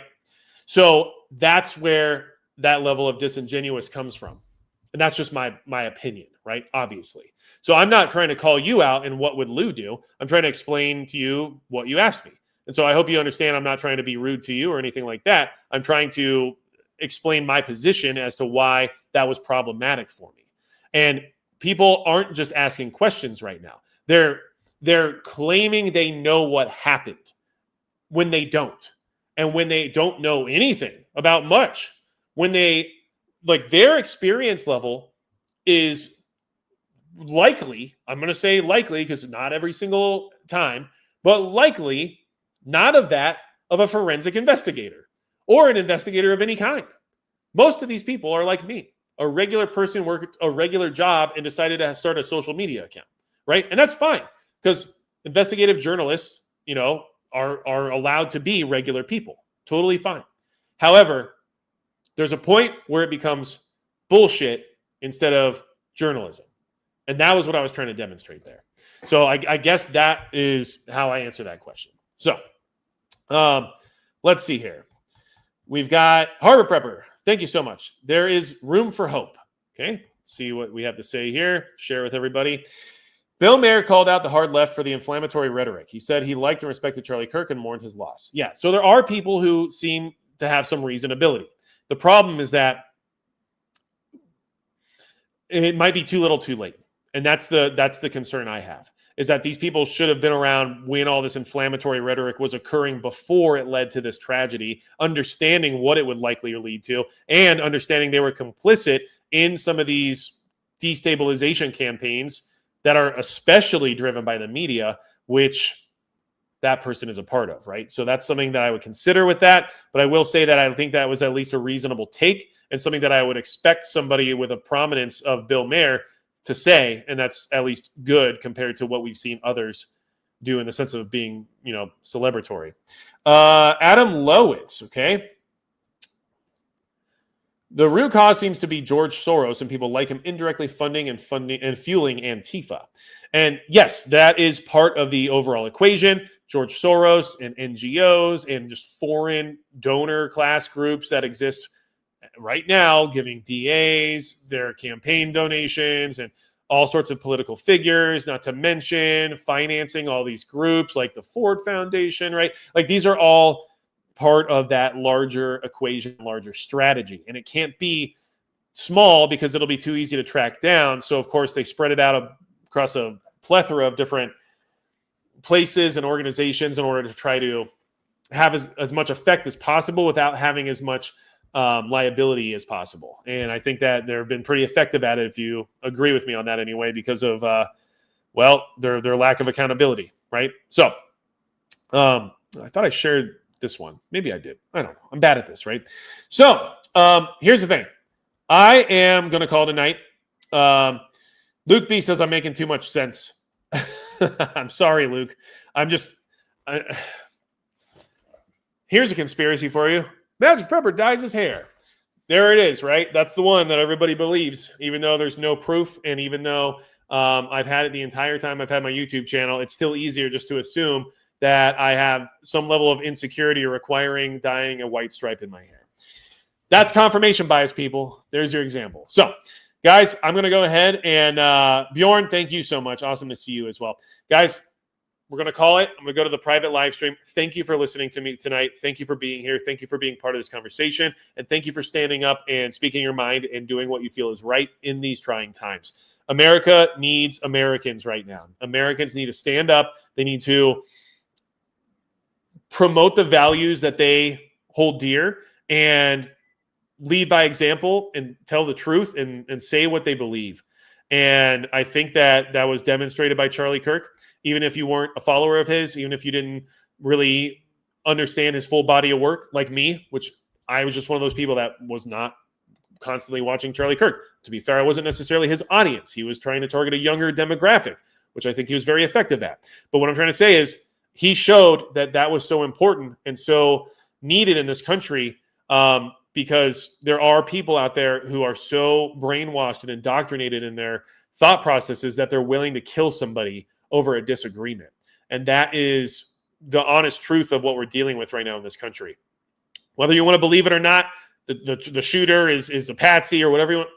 It's harder just to, I guess, recognize that these people are the targeted attackers because of what our country has allowed to happen to them. That's the reality of it.